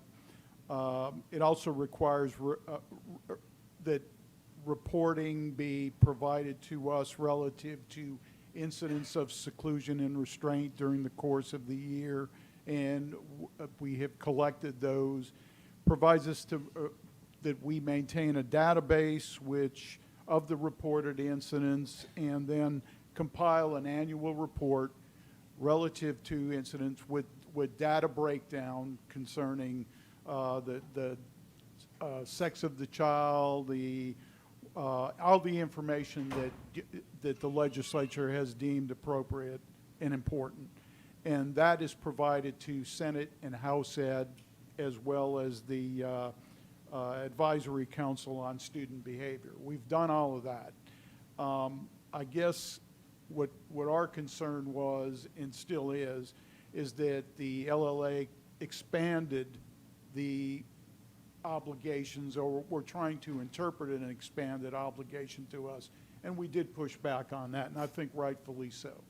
We have done everything that we are required to do under law, and putting on my hat as a former legislator, I know the problems that could potentially create, because this is the things that they cited, or the obligations that they are implying we have in their report.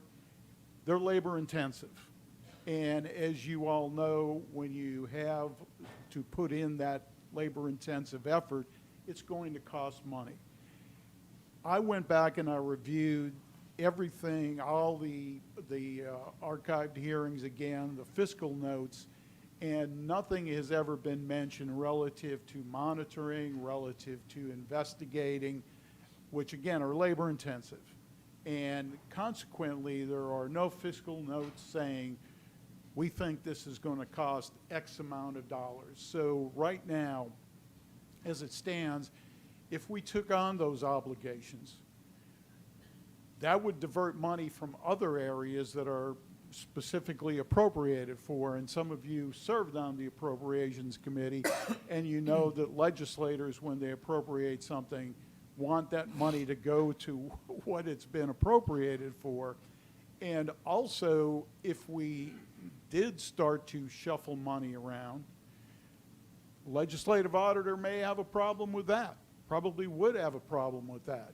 So we're trying to avoid that.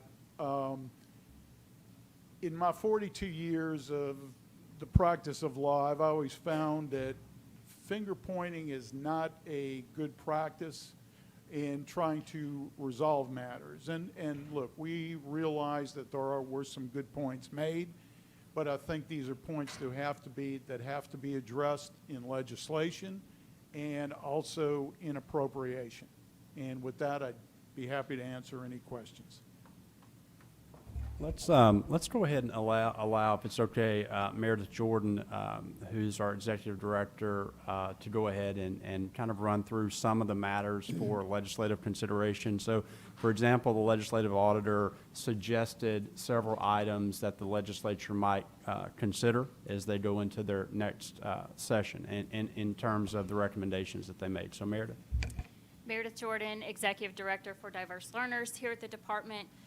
And just to reiterate Dr. Brumley and Mr. Lege's point, the department, our team, we approach this collaboration, this audit experience with LLA, our work with stakeholders in general, many state councils that are in this room, our parents, our family partners. We approach these experiences as opportunities to continuously improve the supports and services for our students and for our families in our state. We take that profound responsibility very seriously.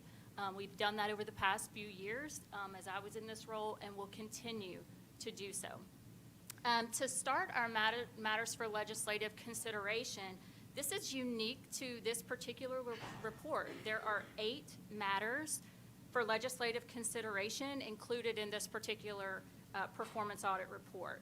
Matters 1 through 3 are specific to the Seclusion and Restraint Statute 17416 and indicate that the legislature may wish to amend current law to give LDOE explicit authority to monitor school systems' use of seclusion and restraint, that the legislature may wish to consider specifically requiring LDOE to develop a process to verify accuracy of the number of seclusion and restraint incidents reported, and the legislature may wish to clarify state law to require the department to review school systems' seclusion and restraint policies.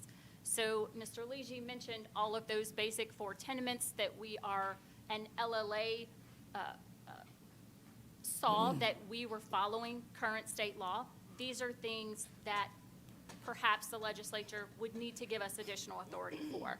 The 4th matter for legislative consideration states that the legislature may wish to consider requiring LDOE to collect and review school system mandatory reporting policies. Matter for legislative consideration 5 states that the legislature may wish to consider granting BESI authority to develop a code of ethics that allows for sanctions for behavior that do not rise to criminal conviction with regard to educator certification. Matter for legislative consideration 6 stated that the legislature may wish to consider requiring school systems to notify LDOE when they dismiss employees for student abuse or unethical conduct regardless of conviction status. And then matters 7 and 8 are specific to revised statute 17948 and state that the legislature may wish to clarify state law, again, to require the department to review sped camera policies that we're currently required to collect and do so, but adding that additional authority and giving us the directive to review those.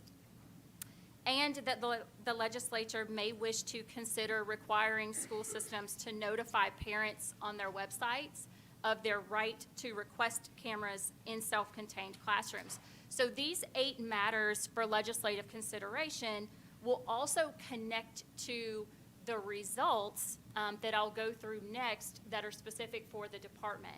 And these are important to note up front because you'll see, and we've talked about that already, they're connected to directly and will determine future action by the department for the majority of these recommendations. And as Dr. Brumley mentioned, we certainly stand ready and willing to comply and take any further action as we're given that authority. So at this point, I'll start and go through each recommendation and what the department's response was, and maybe provide some additional information as to how we currently comply and respond to those required actions currently in these state laws.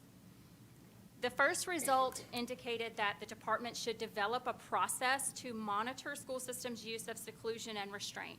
This is directly tied to matter for legislative consideration number 1. LGOE agrees with the LLA's assertion within the report that we are not required, they indicated that in the report, the department is not required by federal or state law to specifically monitor for seclusion and restraint and how school systems use that.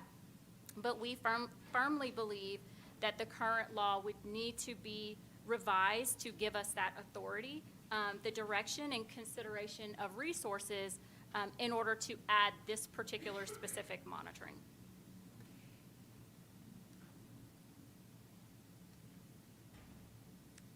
The second result is related to the first one and indicates that the department should determine if additional staff and funding is needed to monitor seclusion and restraint and work with the legislature to determine how to meet those needs.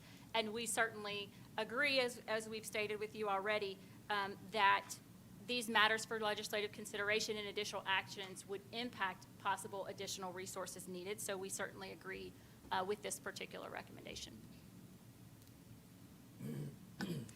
The third result indicated that the department should improve its process to verify the accuracy of the number of seclusion and restraint incidents, including possibly taking a sample of districts that reported 0 incidences and interviewing special educators about any incidents in the classroom that may not have been reported to us. The department partially agrees with this, in part because we do have a verification process to ensure to the best of our ability the accuracy, but we are certainly willing to improve that process, make additional contacts to school systems who are reporting zeros to have perhaps a phone call and a verification that that 0 is actually correct. Our current process, just for that information for you, includes running a report for each LEA from our state special education reporting system, which is where LEAs input that information for every student, for every incident. We send that report to each LEA via a secure portal, and we communicate a deadline by which that information is to be verified, and any missing information for that prior year can be entered before we pull that data for public reporting. Once that process is complete, we're generating that final public reporting information required by current law. This verification is actually not something that is in current law. It just says we need to collect, but we certainly believe in accurate and transparent data, and that is something that we have had in place in a verification process that we have been doing for some time and will continue to support, and certainly willing to make improvements to that data verification process. Result 4 is also tied to a matter for legislative consideration. This one indicates that the department should use the seclusion and restraint data as a tool to monitor school systems' use of seclusion and restraint. Again, the department stands ready to do that additional monitoring. Certainly, data would be a clear part of directing that monitoring with the direction of the legislature, of course, updates to current law and additional resource consideration. Result 5 indicates that LGOE should develop a review process to ensure school systems' seclusion and restraint policies align with current state law. The department disagreed with this result since this is also not a requirement of state or federal law, and also depends upon that matter for legislative consideration, and whether or not the legislature would update and give us that authority to be able to verify policy, in addition to collecting, which is the current requirement that we're currently following.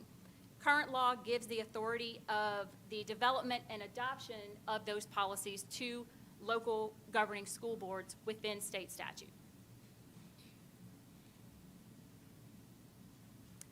Result 6 states that the department should review the U.S. Department of Education's 15 principles and guidance and update our seclusion and restraint policy and procedure guidance provided to school systems.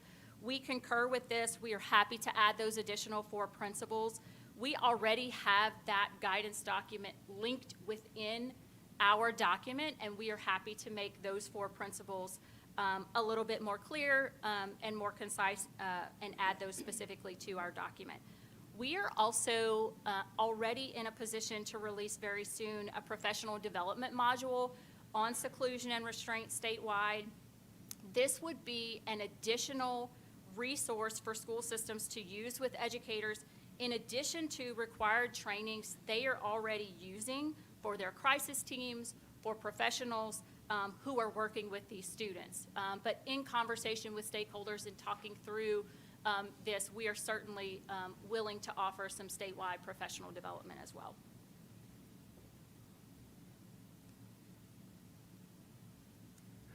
With regard to the mandatory reporting piece, this particular recommendation, recommendation 7, the department shared with LLA all the ways that we had communicated the most recent updates to the mandatory reporting statute.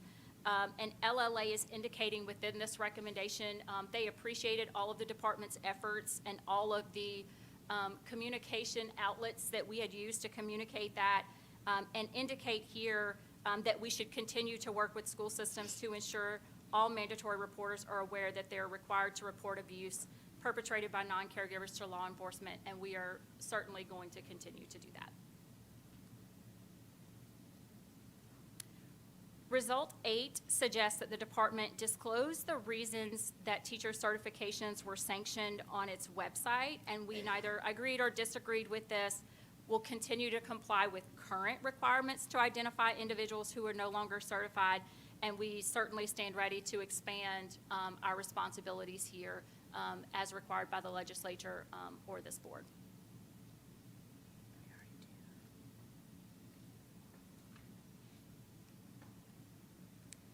Result 9 suggests that the department evaluate the feasibility of maintaining a central registry on our website of school employees who are not certified by the board but have abused or mistreated students.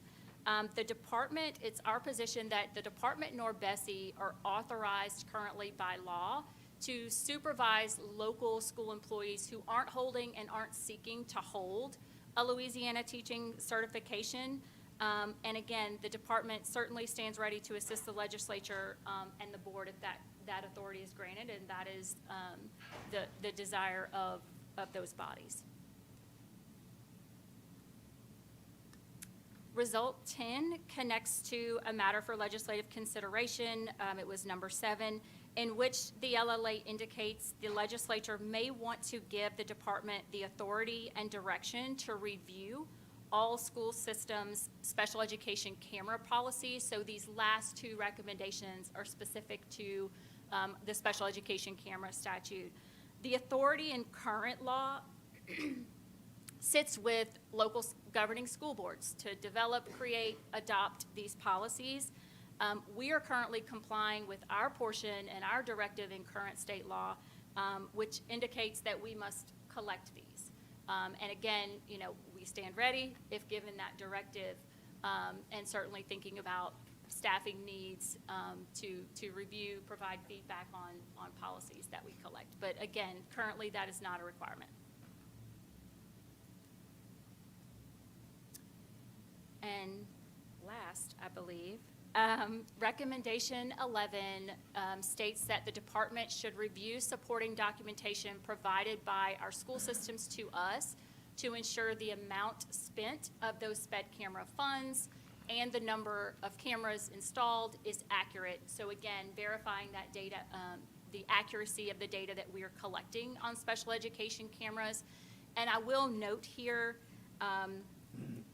revised statute 171914 doesn't require us to collect that, and there were no additional staff or resources for that statute either, but we knew there was legislative and interest from our board to make sure that we were communicating about those funds, about the number of cameras. So we knew that data was of interest, and we did set up a process to collect that data, and are continuing to ensure we are verifying that data for accuracy and for completeness. I will note, Dr. Brumley mentioned the scope of this audit, but some of the data was also from 2023 and 2024, and so we were still in the process of verifying some of that sped camera data from last year.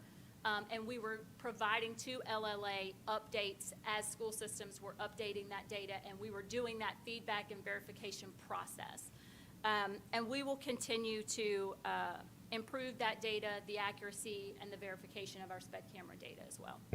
Meredith, before you go on, one point I want to make on the sped camera piece is I want to remind the board that this is a particular piece of legislation that Bessie, actually the previous Bessie, took a position to support legislatively.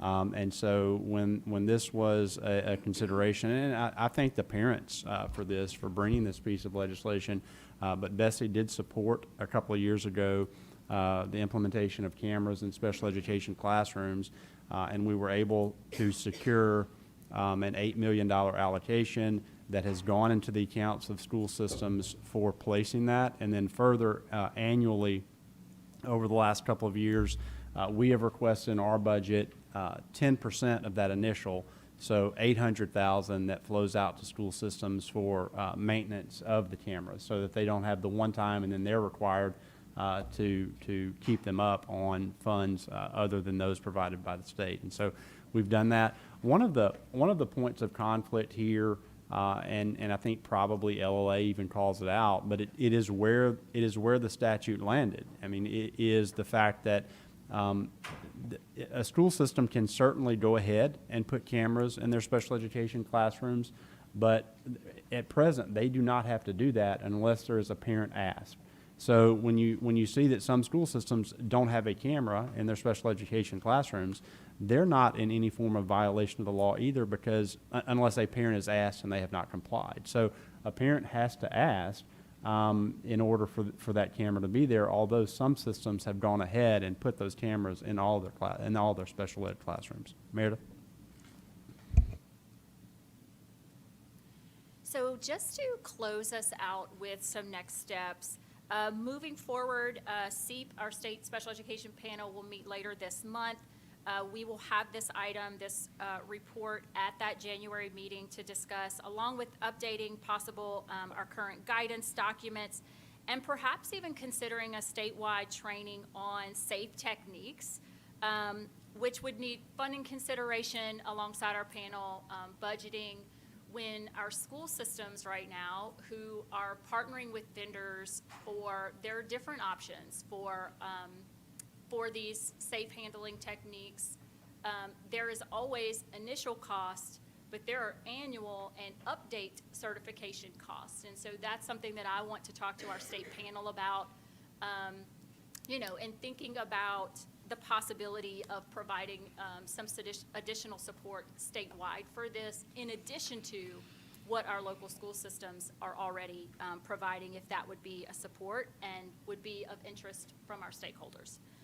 Additionally, I mentioned this earlier, we're going to be releasing a package of some professional development around seclusion and restraint, developing and implementing functional behavior assessments, behavior intervention plans, all of those important aspects of special education are important when we're talking about supporting these types of needs for our students and behavior supports for these students. So the additional steps to ensure accuracy of our seclusion and restraint data will go into effect on the next reporting cycle. We have already committed and worked with the LLA that we will do additional outreach to ensure our school systems that are reporting zeros are actually zeros, and following up on that as well. And with that, that concludes our presentation, and we're happy to entertain any questions or further ideas. Mr. Harris, you have some questions?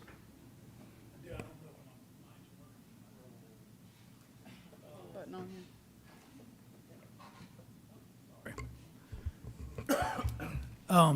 here.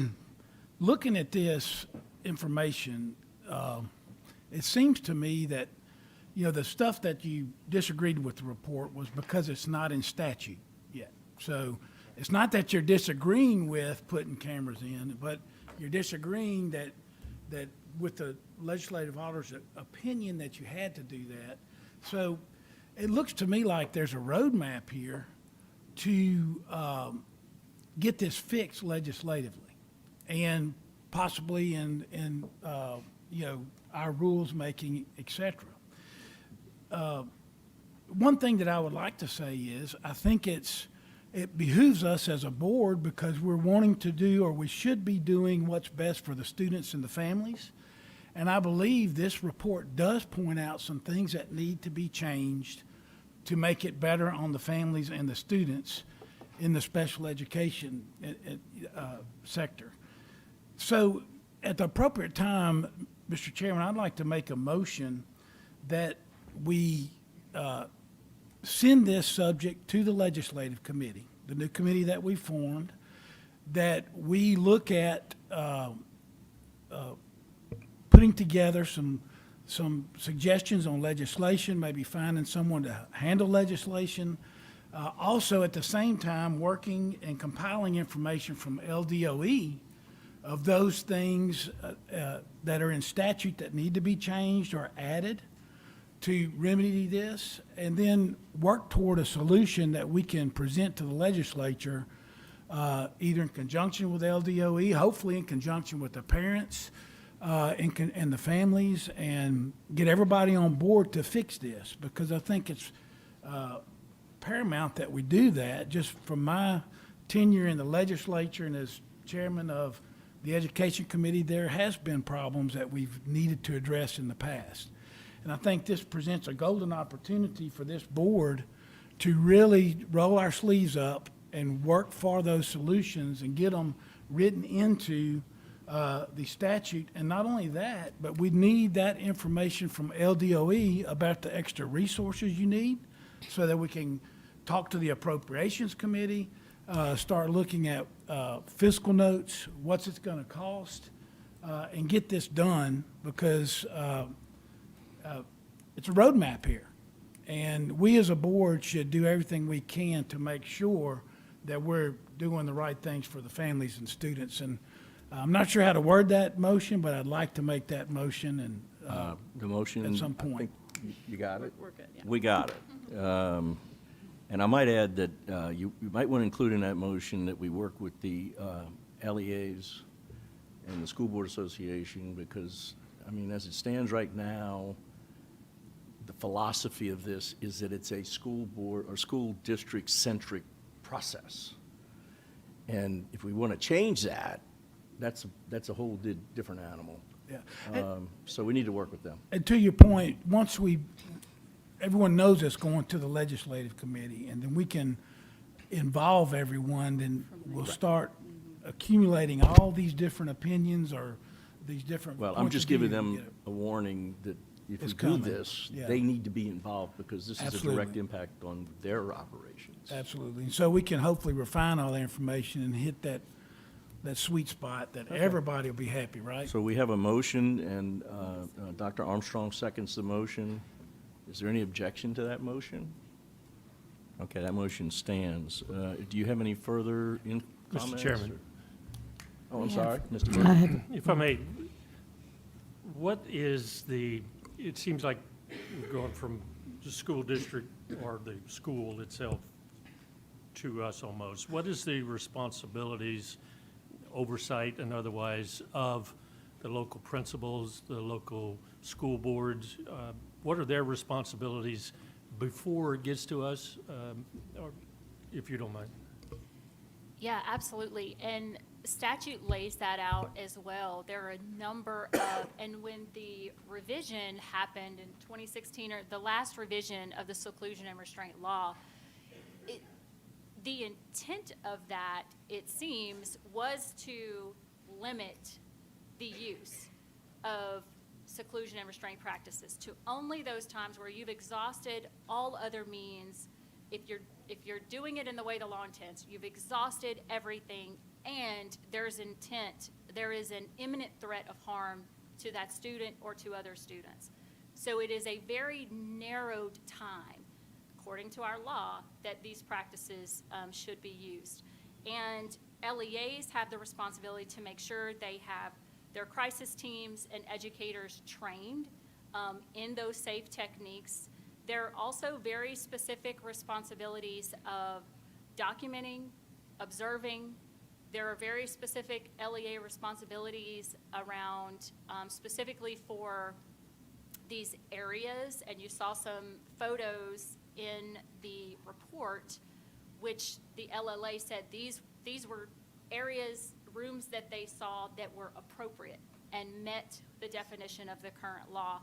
There are very specific responsibilities for the LEA to ensure there's an observation window, that the adult is observing those students at very specific intervals, documenting, and then there is a responsibility that the special education director in that LEA is notified, aware, is monitoring how these practices are being used in their school systems. And after a certain number of times in our state law, it's 5, that there are additional actions that must be taken in terms of reviewing that student's, going back to that IEP team, reviewing that student's behavior intervention plan, making shifts in practices, updating that plan, what's working, what's not working. And so there are very specific responsibilities, to your point, laid out in here for our LEAs to ensure they are monitoring, following up, and providing the appropriate supports for these students in these instances when they're using these practices. Anybody else? Mr. Morris? I did. Oh, doesn't matter, we'll. Yeah, so just want to thank you guys for the obviously the thorough review, so we can appreciate, what the requirements are, appreciate the input from the advocates, so we can appreciate what the needs are to meet the needs of our children. So you guys have obviously done a very thorough review here. Do you have, and we're going to follow up, obviously, as Mr. Harris said, to the legislative committee, our own legislative committee, to work with legislators to progress these recommendations. But based on your assessment so far, can you ballpark me, how many FTEs are we talking about here? What kind of fiscal note are we talking about? Do you have some sense of? I don't think we would be able to do that right now, Mr. Morris. We have a whole process that we work through when we write a fiscal note, and I just think it would, I don't think it would reflect well if we ballpark that from the table here. But we have a whole process, and we're more than happy to get that information to you as soon as we go through a process. Okay. Thank you. And I think it would depend upon the specifics of the legislation, how far it goes, what obligations it puts on us. Ms. Holloway? Thank you. Yes, thank you, Mayor, for the presentation. As I read over through the audit, the entire audit, there were questions that I asked, and there were some that have been answered.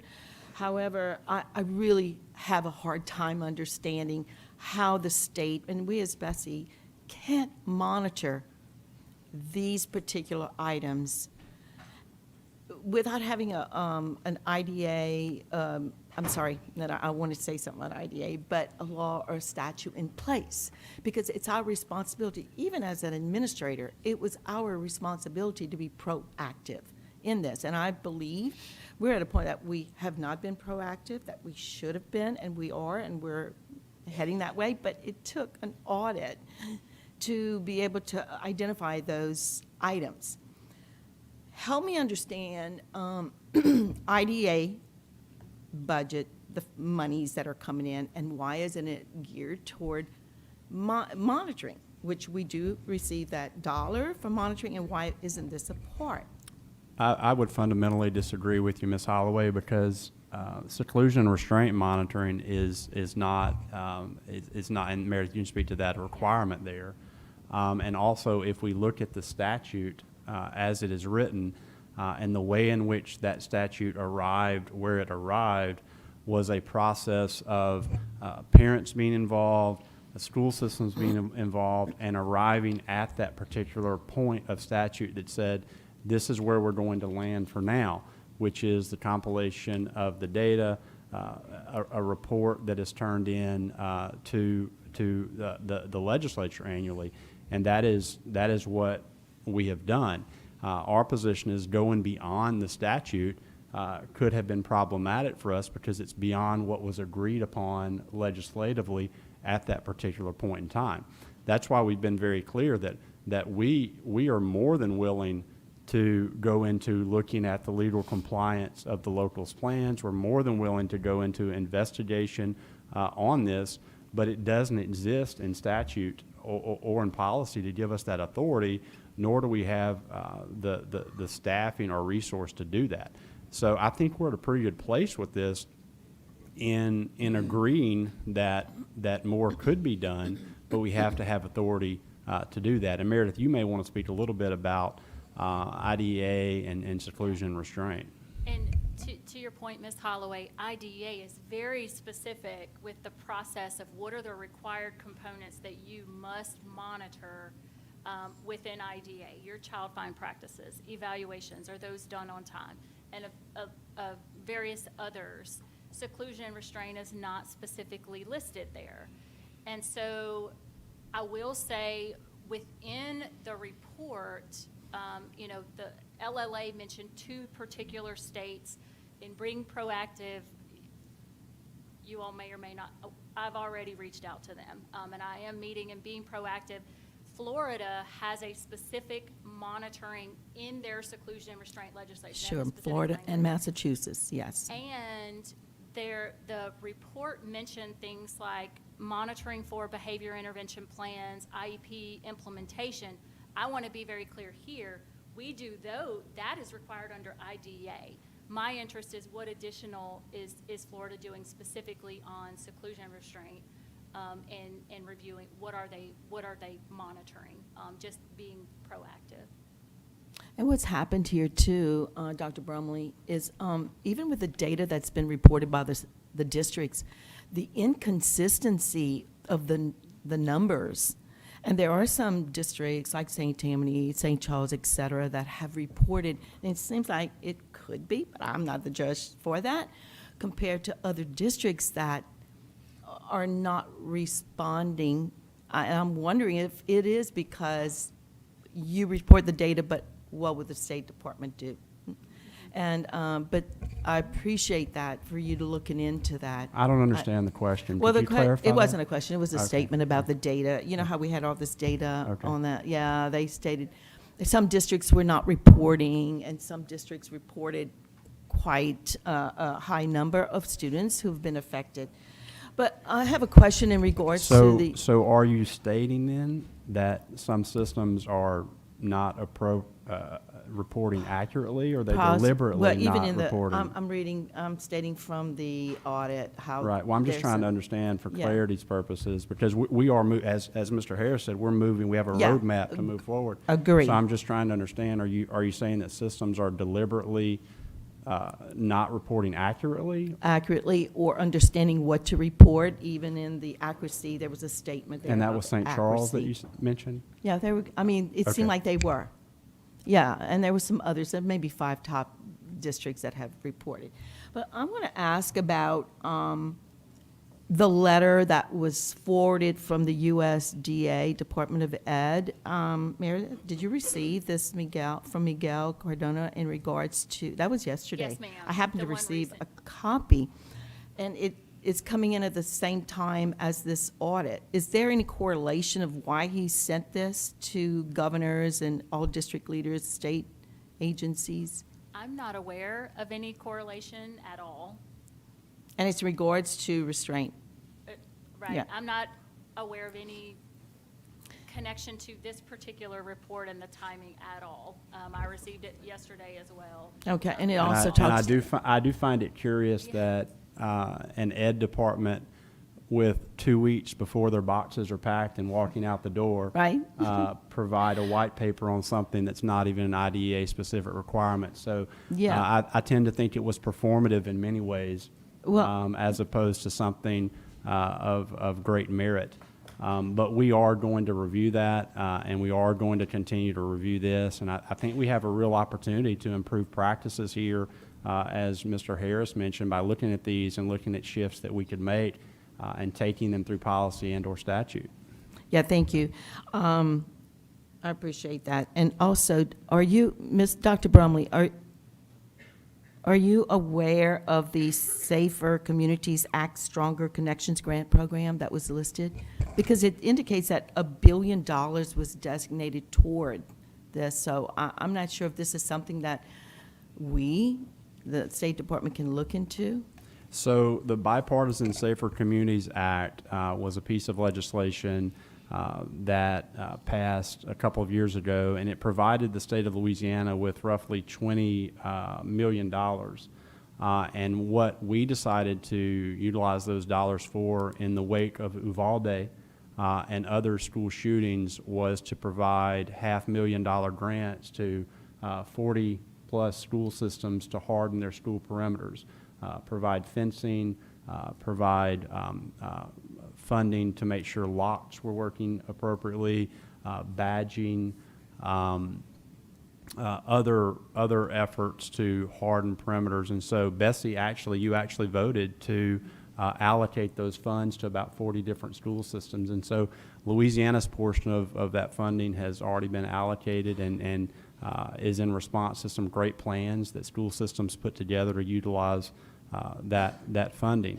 Again, I would say that their action there, and even mentioning that, is their continued belief in the fact that they don't believe in hardening of perimeters, and they don't believe in some firm disciplinary practices not relative to special education. And so they continue to make performative statements on their way out the door, philosophically aligning to what they believe, as opposed to the actual issue at hand. Okay, good. Thank you. Thank you. Appreciate it. Thank y'all. Anyone else? Okay, we have a motion to accept this report. Is there any objections to that motion? Hearing no objections, the report stands accepted. Next item. One point I want to clarify in mentioning of St. Charles is that they had reported and had reported a certain number, not that Ms. Holloway was suggesting that they did not report. Oh, yeah, right. It seems like their reports are right. Your next item is on page 3, item 4.1, consideration of an update report regarding high-dosage tutoring implementation. The recommendation is to receive. Ms. Champagne moves, and Dr. Clark seconds. Do we have any discussion? Oh, we do have discussion.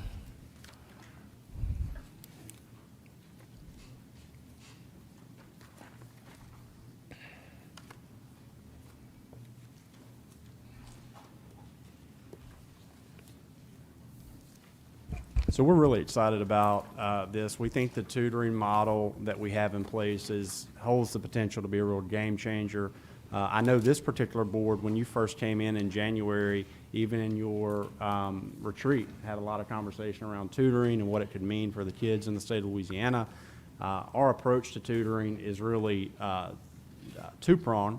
One is our Accelerate model during the day, where students who are not at proficient in K-5 in reading and math have to receive a certain dosage of tutoring during the day. We were able to secure $30 million in funding for that effort this year. The second prong is the Steve Carter Initiative, which provides vouchers for families after hours to get tutoring for their kids.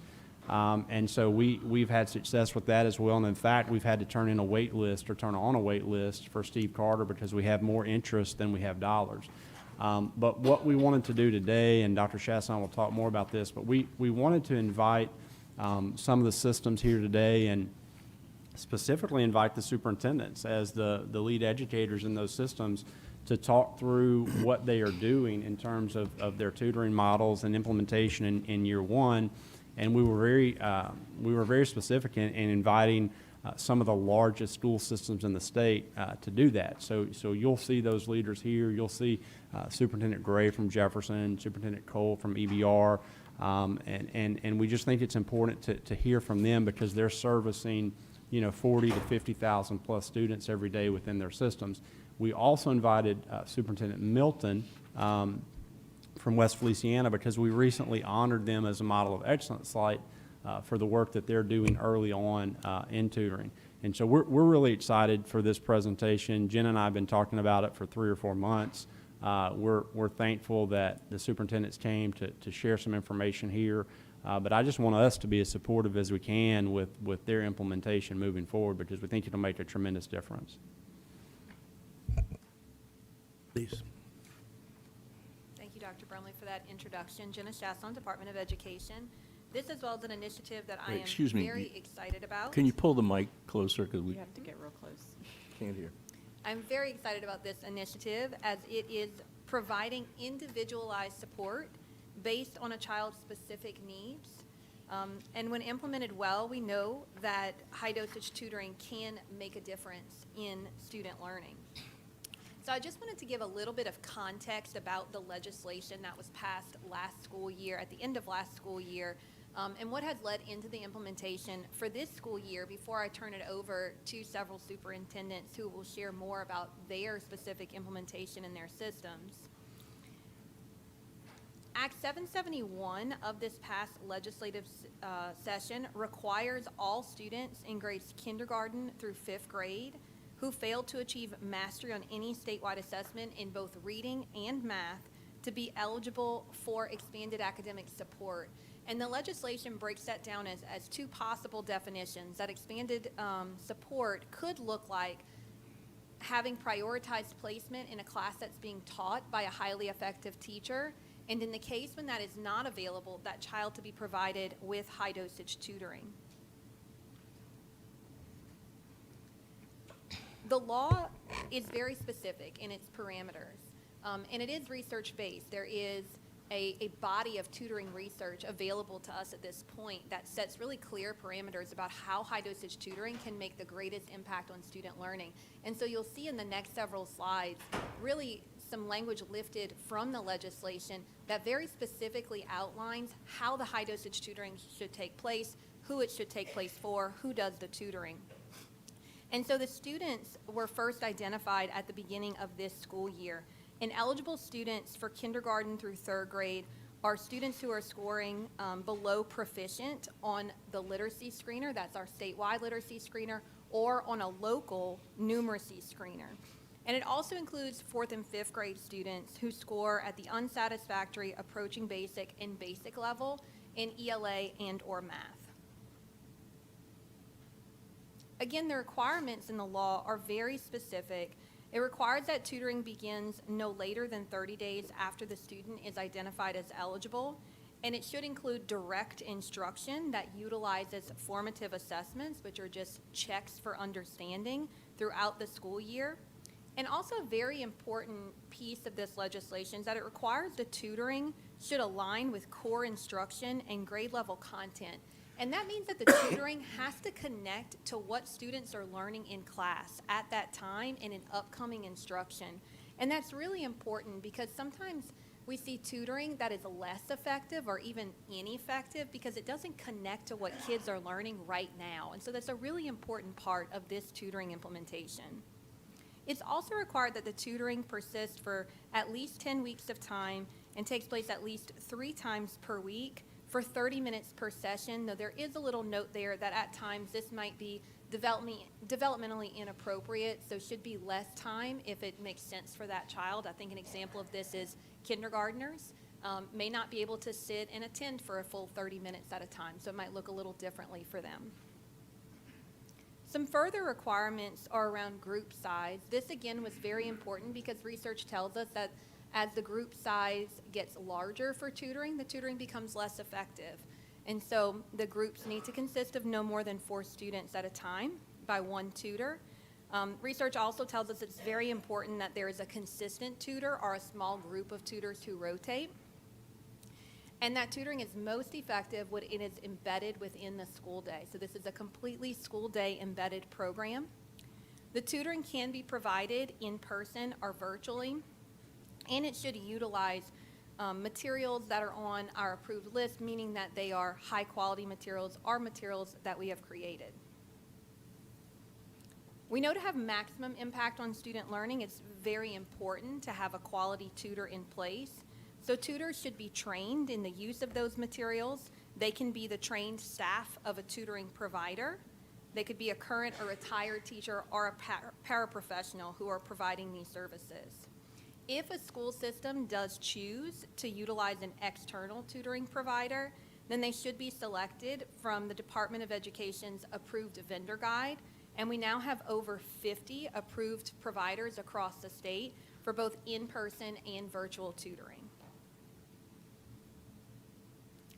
A key piece of all of the previous literacy and math policy in our state has included parent reporting, because this is so important for our families to know, and it is a vital component of any successful program. And so appropriate, timely messaging must be provided to families consistent with the expectations of this legislation. So school systems are asked to provide parents information within 15 days of a student being identified as eligible for tutoring. And they should be informed if a student is being placed in the class of a highly effective teacher or if they're being provided with tutoring services. Parents also must be provided with materials and resources on how they can support their child. This high-dosage tutoring legislation was funded with a $30 million appropriation. All schools funded by the MFP received a system-level allocation based on an equitable per-pupil distribution. School systems were asked to submit plans clearly articulating how students would be served, when, by whom, and using what materials. The Department of Education was then responsible for reviewing, providing feedback if necessary, and ultimately approving these plans. Once each plan was approved, funds were distributed for that school system.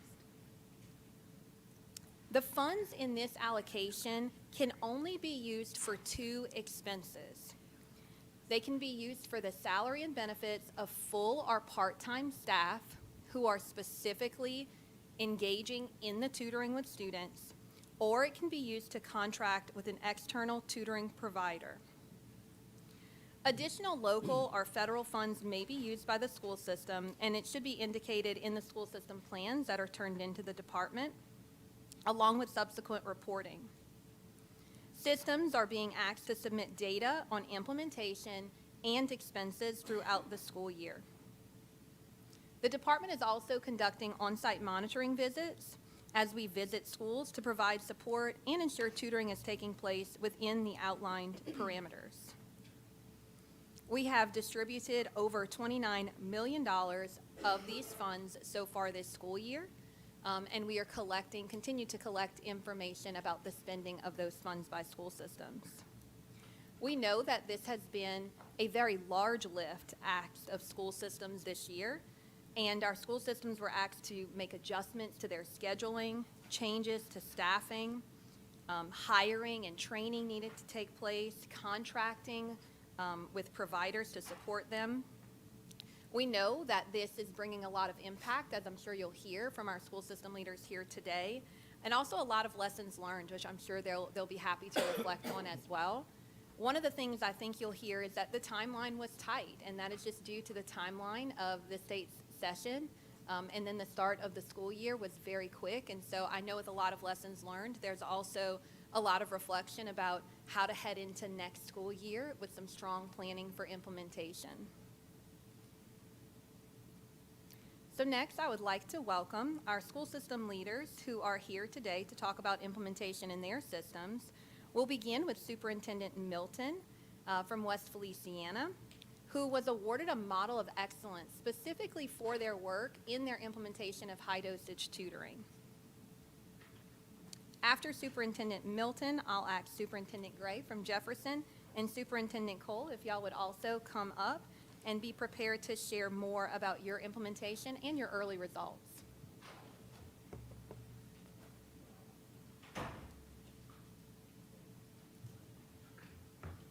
Good afternoon, or morning it might be. So, Hollis Milton, Superintendent in West Feliciana Parish. Thank you for allowing me to be here, and I'm happy to see my colleagues here, some great guys. So I'll go ahead and start off. So I think basically a couple of things to think about high dosage tutoring, and I'll keep it at a high level and can go into the weeds if necessary. But first of all, for all of our students by third grade, we're making that transition to where they become more independent readers, right? In the beginning, they are learning to read, and then you're flipping the switch to where they're reading to learn. So it is the utmost importance that we do every single thing that we can going backwards, all the way back down to early childhood, pre-K. With that in mind, what we do with our students is we assess right at the beginning. We utilize DIBELS assessments to see where our students are at the beginning of the year, and in compliance with the law, if those students are not meeting benchmark, then they receive tutoring. We tier that off in what we call, as you hear constantly, Tier 2 and Tier 3. All of our students, Tier 2 and Tier 3, from K through 5, receive additional tutoring each week, minimum of 3 to 5 times a week, depending on the students and their level, and for 30 minutes. One of the main things I'll say to you is having that tutoring during the day is just, it's unbelievable. As you've said, there are a lot of students who will seek out tutoring after school, but to do it at scale and to do it well, you need to do it during the day. That is the best time.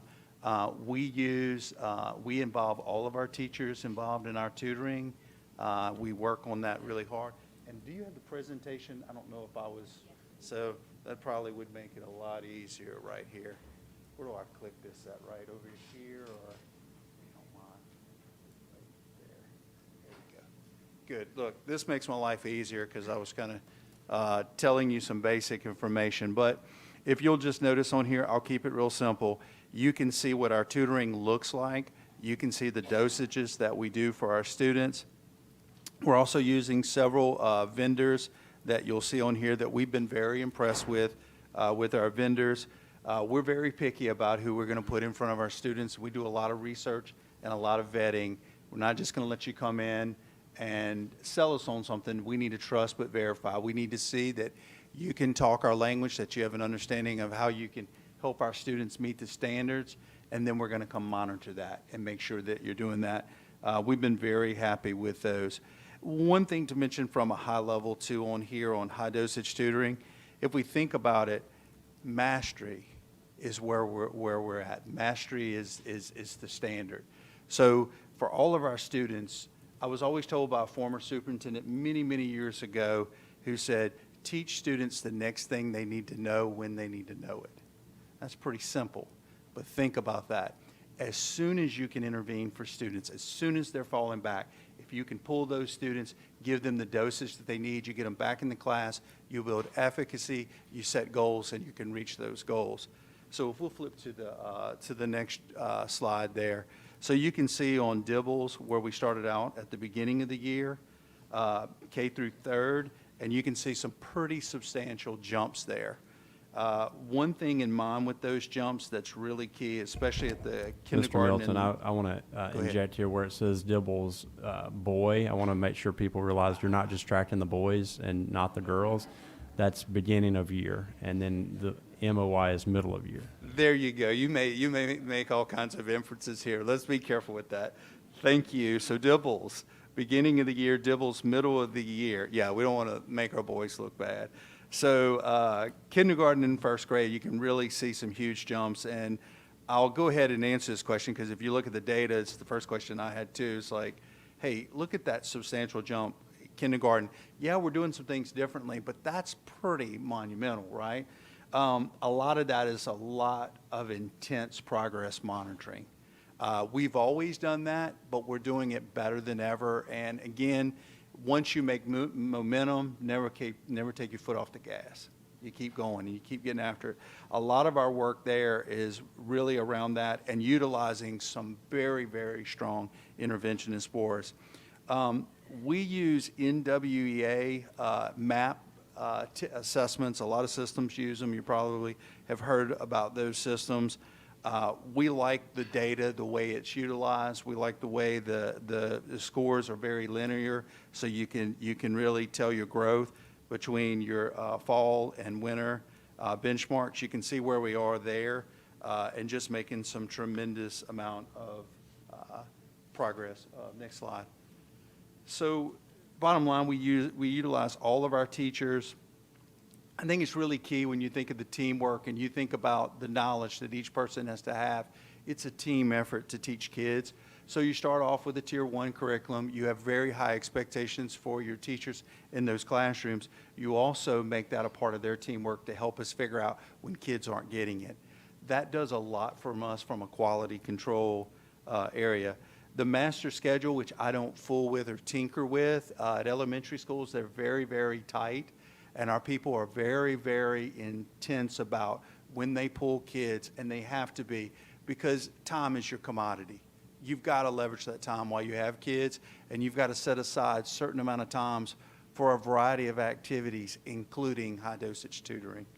I probably have said enough, so I'll be quiet, because these guys, right, I'm glad y'all put me on before these guys, because they are incredible at what they do. But if you have any questions from a rural district or you need to come back to me, I'll be glad to say something. Mr. Superintendent, I'd like to be the first to acknowledge you as being the #1 school district in the state. So kudos to you and your team for that. I know it didn't happen by accident, so. So thank you for your hard work. Thank you for coming today and sharing with us so we can leverage your best practices so we can all get better. So appreciate that. And again, thank you to you and your team. I did have one question for you. When Dr. Jason gave us the background here on the family reporting, I'm curious, it says here that parents are engaged so parents can appreciate the students are getting this service. What kind of feedback are you guys getting from your parents on this initiative? Yes, sir. As a matter of fact, and I'll just give it anecdotal but individual, student was struggling, and I had a parent just stop me the other day because obviously we make them aware, we provide reports to our parents where our students are, and something that's really, really helpful when you talk to parents about when a child is struggling, what can we do socially, emotionally, what can we do academically? It all comes down to relationships. But the bottom line, we constantly communicate that with our parents. And we're such a small community. We run into each other in the grocery stores and everywhere. But again, a parent the other day was telling me how much stronger her child in his confidence has gained. Just getting this tutoring, just being able to get back in the classroom and not being felt left behind. All of us in life avoid things that are uncomfortable, me included. And one of the things you always feel is a tough challenge. When a kid is struggling, well, where do they not want to be? You even talked about it during truancy today. When you're struggling, sometimes you avoid that. We want to make sure that we catch our kids very, very often early and catch them back up. Maybe they've missed a week because of the flu. Well, you know how fast you can get behind. Our big job is teach those kids the next thing they need to know when they need to know it. And if they get behind, catch them quickly, get them caught back up so that they can thrive and excel. Lastly, I'll say this, so thank you for that acknowledgement, and I'll say this, I've got two of my folks here, Jody Lemoyne and Abby Cochran, and I couldn't do it without them. Abby's a supervisor for me for my principals. Jody is our director of accountability. They do the work, I do the talking, so I'll shut up at this point. Thank you. Mr. Superintendent. Mr. Chairman, what would you say is your percentage or numbers of students that are in the high dosage tutoring? Any idea? So I'll tell you, and I don't want to make a mistake on here. Ms. Lemoyne, do you have an idea? There you go. So 45%. So, which is a huge number, you know, 45%. So when during the day is this taking place? Is whenever it would normally be a reading class and then they go off on somewhere else or some other time? So we do it several ways. It's pretty fluid by grade level, but yes, so we try to intervene at certain times of the day where we're not hurting other content areas as much as possible, and we're moving back and forth with our teachers and interventionists to do this work. But we do have a blocked off period of time where each grade level has a certain amount of time in the day that they spend time on this. And again, if you have students, your other students that are above benchmark, they're also getting extra reading, independent reading time. They're also getting additional work for enrichment and things of that nature. I know each child is different, but what would you say is the average days, classes, high-dosage tutoring classes that it takes to get them caught back up? That is a great question, and that's why I have good people. You got an idea on that one? Yes, and so I would say that our most recent progress monitoring was at the conclusion of that 10 weeks. That's we progress monitored throughout, but what you're seeing in that slide that showed the DIBELS data for kinder through third grade, that's the result of about 10 weeks worth of time. So we were seeing those students who came in at the beginning of the year reading a little bit below what was appropriate for grade level. In 10 weeks with this intensive model, almost all of those kids in kindergarten at 80%, they were all reaching what DIBELS said was the appropriate goal for kindergarten students at middle. That's Now all. our work is to not lose any ground as we move to new. That's awesome, thank you. Mr. Milton, in response to Mr. Burton's question, I think that it's important to note that you're not cutting core time from reading and math for tutoring. You're finding that at other points of the day, which is one of the biggest lifts from a logistical standpoint, both for your system, but certainly for a Jefferson or an EBR to sort that out. So I just wanted to clarify that too. Yes, sir, and thank you for saying that. And one of the challenges sometimes that you may hear, and I'll just state this to you, and I say it with a smile, anything that I do, if I am going to interrupt an elementary schedule, I go ask and beg, like we may have a great speaker or anything, because their schedules are very tight. But it's important for me to respect and to understand that in order for these kids to get to where they need to be, every instructional minute is very important. And other things may be great, but they can be an opportunity cost. And so we have to respect that at times. And my administrators are very good about that. And if I can give them a heads up and we can balance that out, it's extremely important. But please know, all schedules are important, especially in secondary as well, but elementaries are extremely, extremely tight. And they become very rigid about it because they have to. And if you think about it, what's most important? By third grade, we need these kids to be reading on or above grade level. So if we keep that focus, we keep that charge, we have great success. Thank you. Well, let me ask a question, and it really affects all, I'm over here. It affects all three of you guys. Maybe y'all can comment on it. It's just an interpretation of your slide. It says DIBELS % of student benchmarked, and that's the one of boys. Entering, so is my understanding is you're saying 46% of those entering kindergarten require intervention? Is that what that interprets? So what it's saying is 46% of those students benchmarked. So there's actually more kids who did not meet benchmark. But it's at the beginning of the year, so I also want to be careful with that data too. At the beginning of the year, kids are just turning their engines on, okay? If you can remember the first day of school. Once you get kids into school, obviously you're intervening and you're making progress, right? But you should see growth because you're doing that. Number two, there is a little bit of maturation. So I'll tell you, it's a challenge for them on the balancing act of like, oh, first of all, you get a low number. Superintendent's going to give you a call and go, hey, what's going on, right? That's my job, and I'm going to be nervous. But I have learned through time, step back, let this play out, let our people figure it out. They will intervene, and they will figure out where these kids are. And sometimes you have a kid who, no matter how hard we tried, it was the first 2 weeks of school, they popped in, and they just weren't focused. And before you know it, they could be one of your top kids. So some of those numbers will shrink. What you don't want to lose, and I almost called you Senator Appel because I've known you for a long time. You don't want to lose ground. Once we've made this 80 where we really, the pressure is, okay, how do we hang on and get better? Yeah.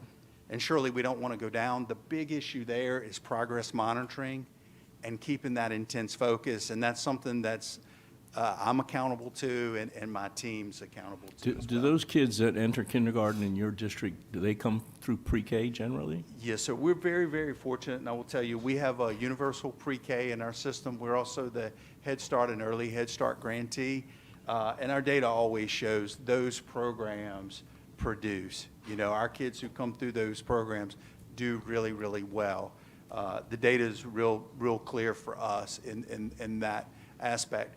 It's always hard because you don't always have apples to apples, so please know that data gets a little bit muddy, if you will, but when you unpeel it and go, here's the data, let our people look at it, you can tell the efficacy, and you can share that efficacy. Okay, thank you. Thank Mr. you. Appel, too, I want to mention the screener actually gets more difficult, too. So the one that they take at the beginning of the year is one level of difficulty, and by middle of the year, it's you know, more difficult. And the same would be true for the end of the year.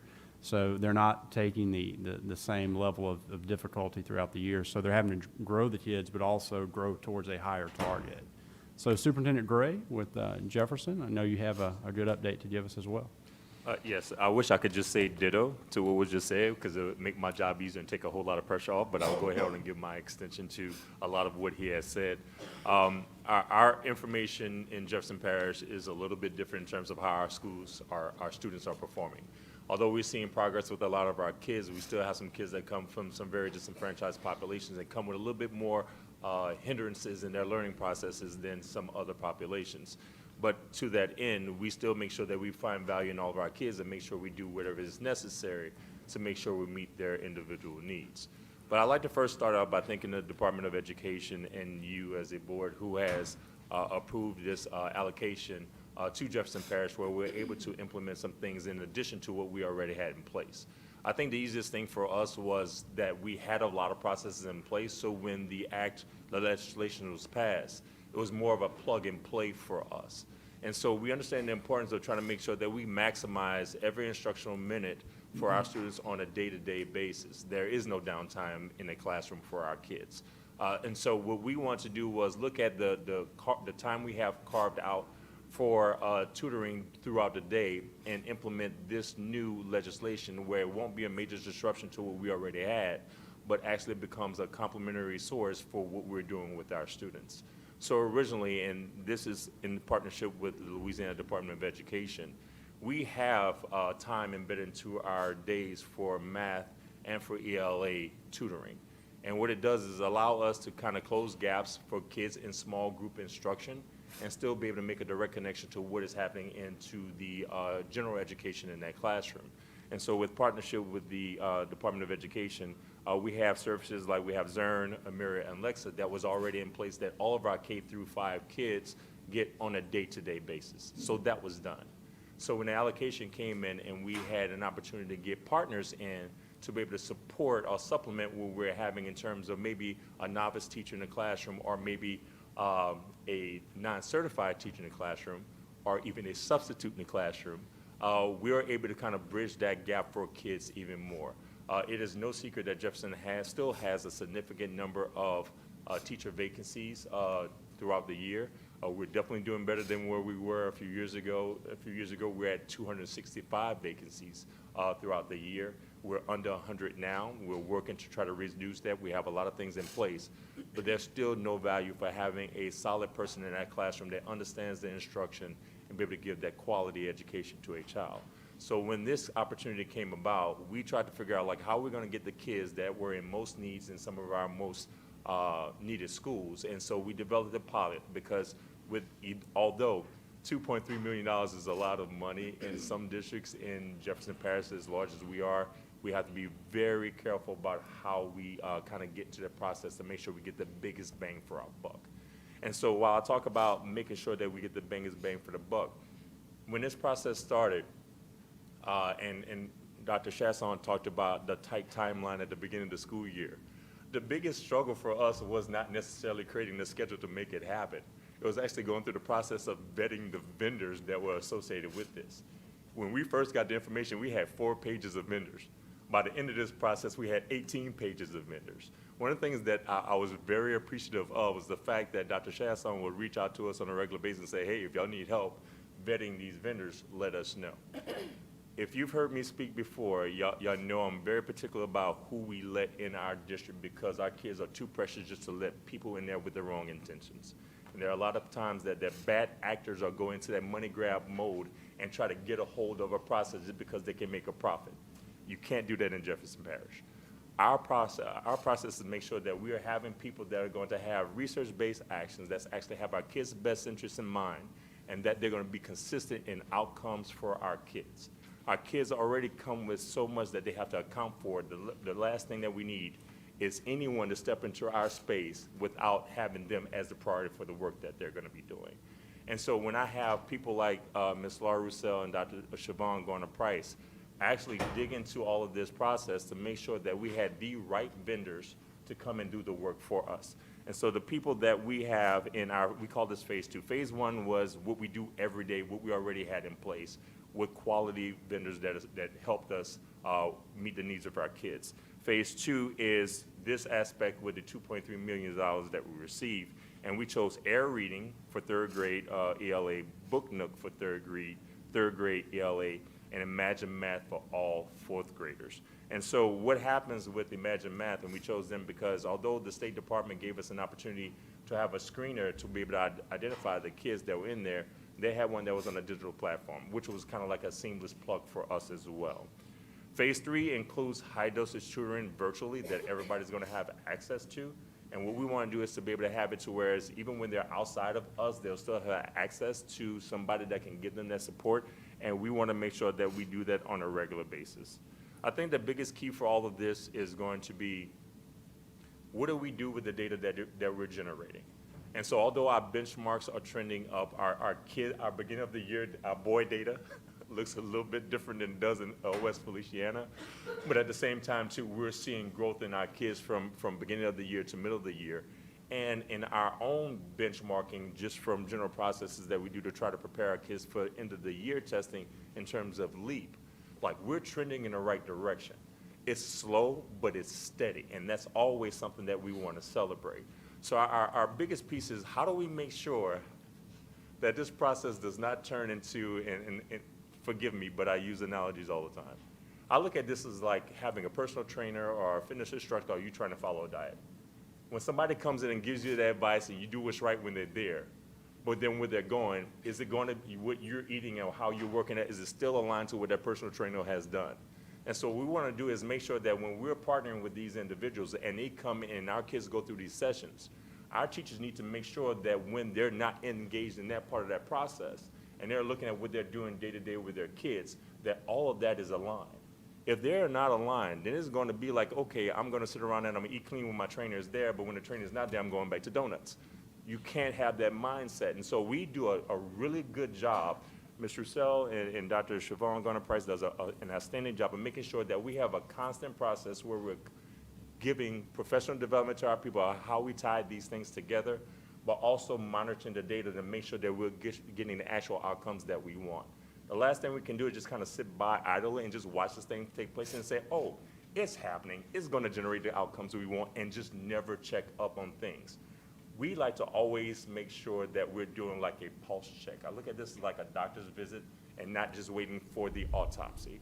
And so we're constantly digging into the data, constantly observing the practices, and make sure we're giving continuous feedback to our partners to make sure that they understand what our expectations are, make sure that teachers understand what those expectations are, to make sure that we're constantly working with one another. And the last thing that I'll talk, because I can talk for a while, the last thing I'm going to mention is I think one of the things that I'm most excited about, especially for somebody who loves research and loves data, is the fact that we're going to be partnering with the Louisiana Department of Education, Johns Hopkins, and it's going to be, I'm trying to make sure I don't screw this up, Air Reading, and try to make sure that we look at the data that is being collected to ensure that we're actually going to see some outcomes that we want, but when we present the data, it's not going to be something that's just a guess. Like there's actually some impact of how effective this company was with our kids in our schools. And I think that's something that should be applauded. I think that was a great idea. And the fact that we have somebody with that type of reputation and want to partner with us to be able to see if what we're doing is actually working, I think is monumental. So any future support that y'all can give us in this particular area, we would greatly appreciate it. But I'll stop for now and see if anybody has any questions for me. I know I said a lot. I need Jefferson Parish to stop putting those billboards in Arlene's Parish. When you have a teacher shortage like we have to do something. Dr. Gray, thank you so much for that and all that you're doing. And I think the research study is going to be really important to determine effectiveness of what's happening. So thanks to Mr. Russell and all too. Superintendent Cole, you've been on the job in EBR about 5 months now. 98 days. I can't help but notice you're a little grayer than you were 6 months ago. You know, It can like happen Dr. real Gray fast. soon. It can happen real fast. No, I told everyone I attended the new mayor of Baton Rouge's speech yesterday at lunch and was able to honor to sit with you. But I share everyone, how excited I am about what you're trying to do early on, coming in. It's a tough role, Dr. Gray can tell you, to come into an urban system like that, but have really appreciated the way in which you've approached it. So we're looking forward to hearing from you today. Thank you so much. Lamont Cole, Superintendent, EBR Schools. Thank you to the board for allowing me to be here today. Honored to speak behind these two prestigious gentlemen. Hollis and I started our careers together, actually became assistant principals the same night and principals the same night. But he has 14 years of superintendent experience, and Dr. Gray has become a mentor of mine. But I thought the general rule in a setting like this was the new guy gets to speak first and not speak behind the ones with all the experience. But we're honored to have the opportunity, the appropriation of the funds to work with our students. One of the first things we did first was to hire a good academic leader we believe could take a look at the information, look at the data, understand the language of the legislation, and begin to implement our strategy with a level of fidelity that we believe would have an impact on our students. So with me today is Katasha Edwards, who is our Chief Academic Officer, Justin Robichaud, who leads all of our professional development as well as our curriculum development, and then our Deputy Superintendent, Adam Smith. And so together we've had numerous conversations around high dosage tutoring and the best way to deploy our resources in the district. And so we thought it important to share with the board the tight timeline from which we receive information about the funding that was coming to the district and how we were to deploy our current resources around what we're already doing, and then utilizing the dollars to enhance what we're already doing. So in August and September, we had a lot of conversation with our school leaders, just informing them that the money was coming, but we wanted to get started early. We already had the state-approved programs in place with Zern, Amira, Amplify, and Lexia Core 5. So we wanted to encourage our school leaders to have teachers begin using those programs in high-dosage tutoring settings as early as possible. So we began that with grades 4 and 5 in August and September. And then in October, we launched grades third grade K through 3, and we launched that program for high-dosage tutoring in third grade. And then in December, we approved the vendor and then the vendor supports for the 10-week program in the first semester. So for us, we started early with our human resources, utilizing veteran teachers, retired teachers, paraprofessionals who are already on those campuses. We launched the program with 44 schools in the district, started the high dosage tutoring, using various different people to do it, as well as making sure we were able to put all of our students who were eligible for the high dosage tutoring in a setting where they could receive it during the actual school day. I think one of the important things we had to do is make sure we work with our charter schools to first identify the students who were eligible and then help them to understand the vendor list, and then with them having the autonomy to choose their own vendors, we talked to them about what we felt it should look like, but of course work with them to do that work so they could help those students as well. So the next slide will show you one of the things that we're extremely proud about in terms of the high dosage tutoring. If we look at our year-to-year data from December of 23 to December of 24, we've doubled the number of students who was logging in averaging the minutes and the number of lessons they were exposed to. We had about 12,000 students approximately who qualified between ELA and math, and then for about 4,000 who were 4,000 students who qualified for high dosage tutoring in a class taught by a highly effective teacher. So those students were pulled out, and then we left with 8,000 who received the highest dosage tutoring every day, 4,500 in ELA, and then another 3,200 in math. And so those students. Superintendent Cole, could I make a point Sure. here? So you have a really important note here that I understand, and these gentlemen understand, but I want to make sure everyone understands. So the way in which the high dosage tutoring bill is written, it says that if a student is in the class with a teacher that has been rated as highly effective, they do not have to receive the high dosage tutoring because the belief is that they're in a classroom with a high dosage tutoring. So high effective teacher. So you can take all of those kids out of the number that you have to serve with high dosage tutoring. So as you see here, he says that he has 11,000 that would qualify, but he's got about 4,000 that are already in a classroom being taught by a highly effective teacher. So that leaves him with about 8,000 here that he has to serve with high dosage tutoring. So I just want to point that out. Yes, sir. Thank you for saying that. And as we continue in our efforts, one of the things we recognize and we are monitoring is the number of students who are showing gains, and then the number of students who are not progressing the way we want, because those are going to be eligible for the second round in the second semester. But in addition to that, we recognize that in a district like EBR, we have a number of new students who enter every single day, and as quickly as possible, identifying whether or not those students are eligible for the high dosage tutoring, not based on the list that we received early at the beginning of the school year, but based on our identification and our assessment of those students mid-year. And so the next steps for us is to use our middle of the year assessments to identify students who are not showing the type of gains in the high dosage tutoring program, identify the new students, and then launch the vendor-led math tutoring, because we're going to do a 10-week sprint right before testing. And looking at the human capital we had on the 44 elementary school campuses, as well as how soon and quick we were able to get our vendor approved to begin the process, we decided to heavy in the first semester in ELA with some exposure to high dosage tutoring and math in the first semester, and then heavy with math in the second semester with exposure to high dosage tutoring and ELA in the second semester. So we've done both in the first semester, but where our emphasis is in terms of our vendor support has been in ELA first semester, and then going to be in math second semester, with all of our students who are eligible still engaged at least 3 times a week for high dosage tutoring. So we're hoping to see the benefit and the gains. Now, for me personally, doing this for as long as I have, I think the high dosage tutoring is a game changer in terms of the support being provided during the actual school day.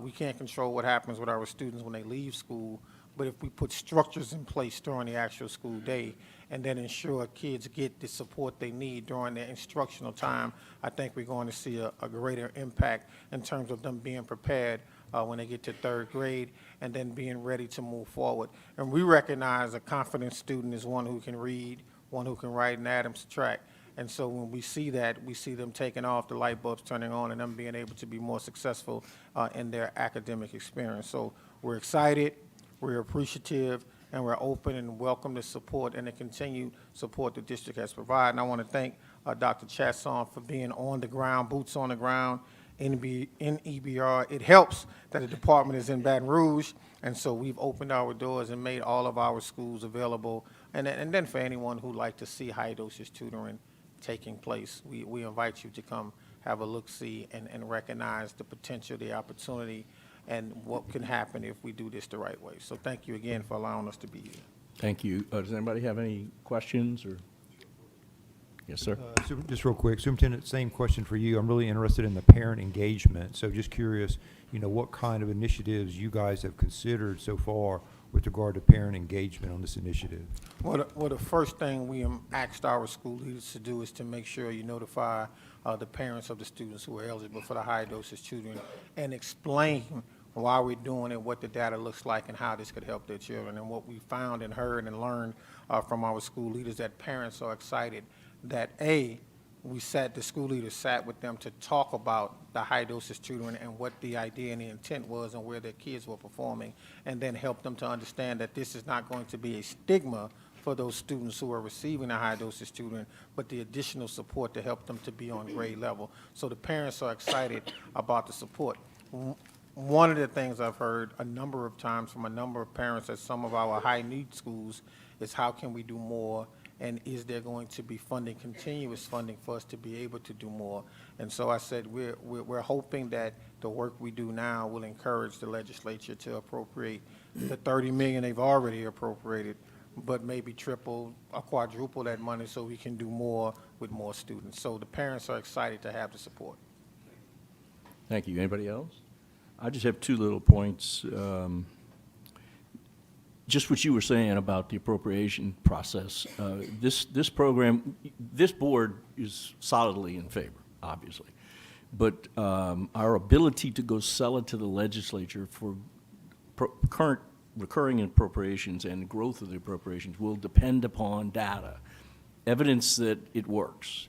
So, I mean, I just can't do anything other than to express that to you guys, that we need a uniform data delivery system, and so everybody's on the same, apples and apples, and we need good quality data so that we can all work together at the legislature and say, look, this has got serious impact on outcomes for children. And if so, we need to fund it properly. The other thing is, y'all where the rubber meets the road, we're not. If you see anything or sense anything in the current legislation or in rules and regulations or whatever comes out of our Department of Education, tell us. If there's something we can do better, tell us. If there's something we're doing that hinders the ability for it to work properly, tell us. So I just want to encourage that. Don't feel shy. I don't think any of y'all are very shy. But please keep it on the front burner and let's keep going. So, anybody else? Jenna needs to also Oh, you close need to out, wrap up? too, I'm so- sorry, but wait. Well, I had a question. Well, I want to thank y'all. Thank y'all for all y'all hard work, because it's really evident of how hard y'all are working in y'all schools, so we appreciate it. I do have a question for Dr. Chasson. How many of our districts have applied for the funding? Do you know? I know they all can, and how many were approved? Yes, everyone at this point has an approved plan with the exception of, I believe it's 3 single-site charters who we're working with in crafting their plans currently. So other than that, every traditional school system, every charter system has an approved plan and has received their funding. That's awesome. Thank you. Mr. Thank you, Burton, gentlemen. you're up. Sorry. Oh, you're good? Okay, you want to wrap up? Just one more school system that I wanted to highlight. We did invite the leader from Caddo Parish down this morning, and Superintendent Burton was unable to attend. He had a community event that conflicted with today, but he was sending Angela Henry, his chief academic officer, in his stead. However, with the weather, she was unable to make it down from Caddo. So I do have just a few slides that I wanted to overview with a few thoughts from Caddo Parish. Go ahead. Dr. before we Chesson, I close thought out. Ms. Mellerine was delivering that presentation for Caddo. I'm happy for her too.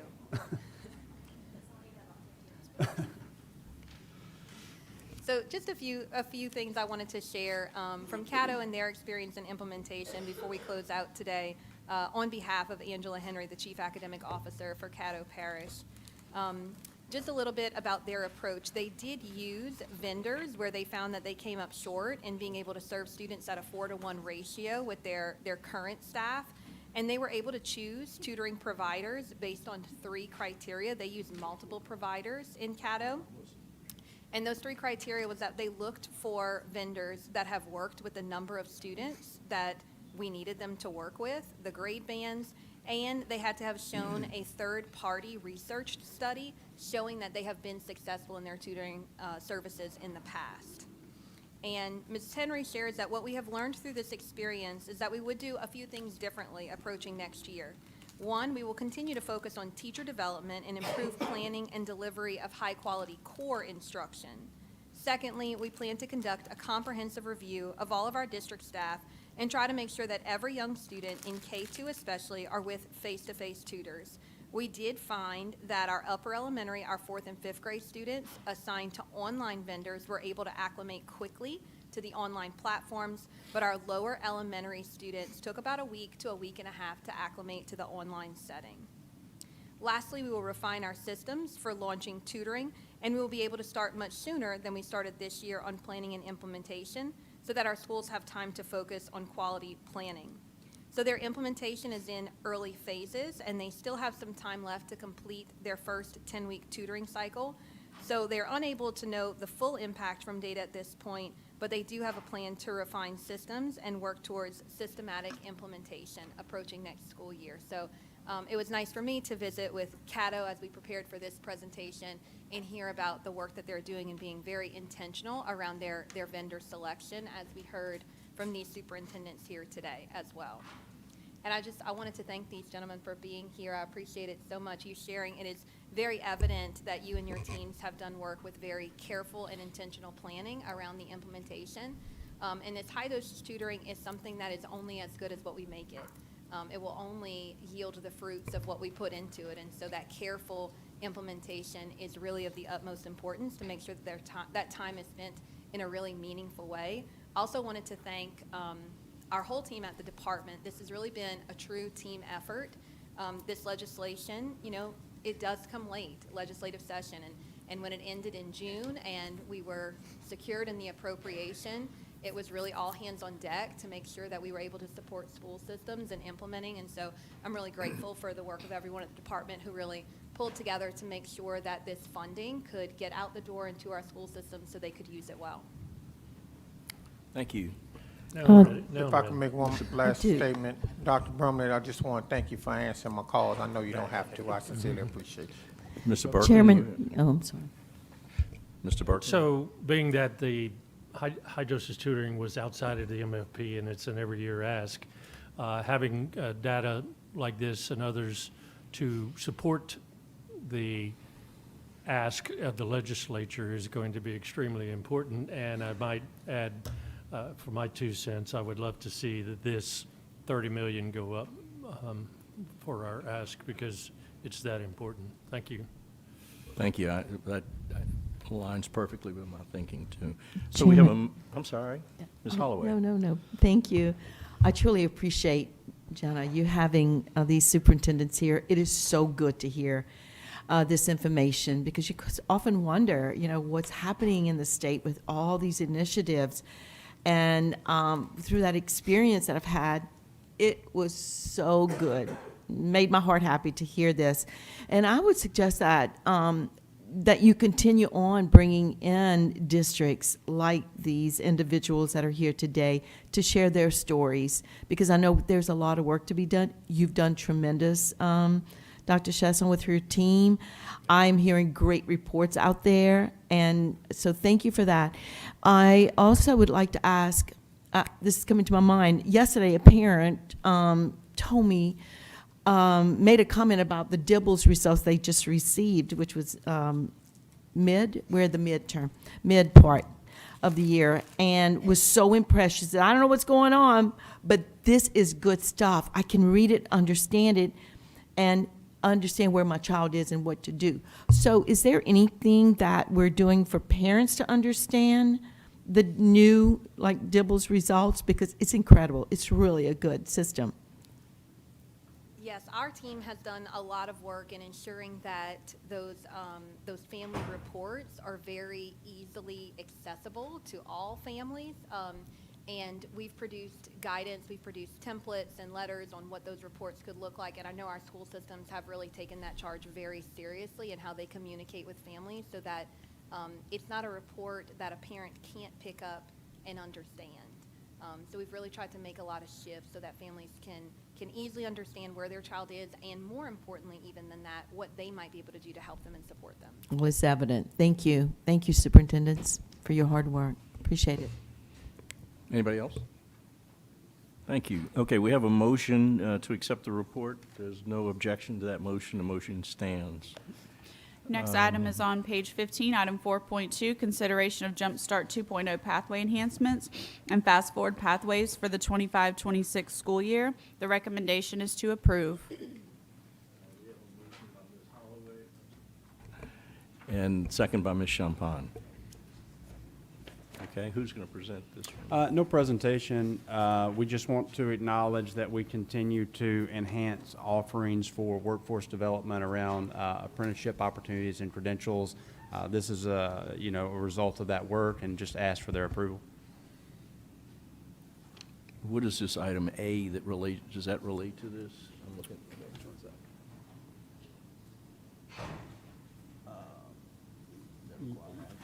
Yeah, you have to. So I'm saying in a motion, do we have to do anything? I think it's with the motion. it's included. It's included, Yes. okay. All right, we got it clear. Is there any questions, any issues? Hearing no objections, that motion stands adopted. Next item is on page 21, item 4.3, consideration of the authorization of course providers for the Course Choice Program. The recommendation is to approve. Ms. Holloway moves and Ms. Champagne seconds. Do we have any presentation? Just to note, a couple of these have gone through our review process. We think that they're worthy of moving forward. That's Edison Schwest Offshore, which has a lot of maritime work in the shipping industries, as well as Onto College, which will be a support that we're going to begin offering through this process for school systems to help support ACT endeavors to increase ACT scores.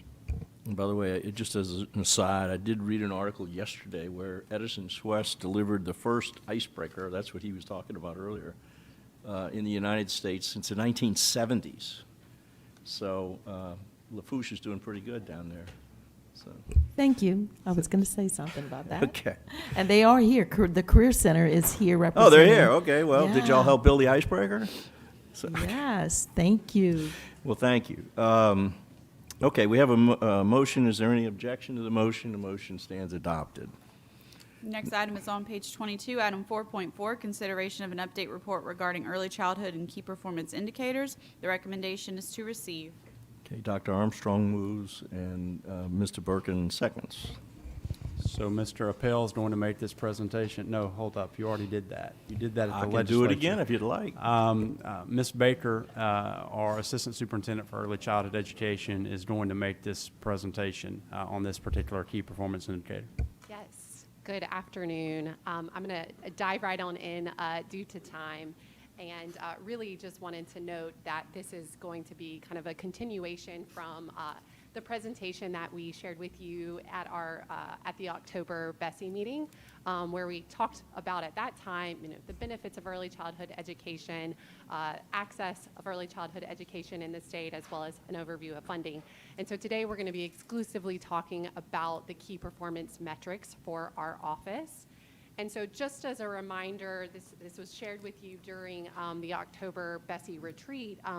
Our office supports the programming for infants to 4-year-olds, our youngest learners in Louisiana.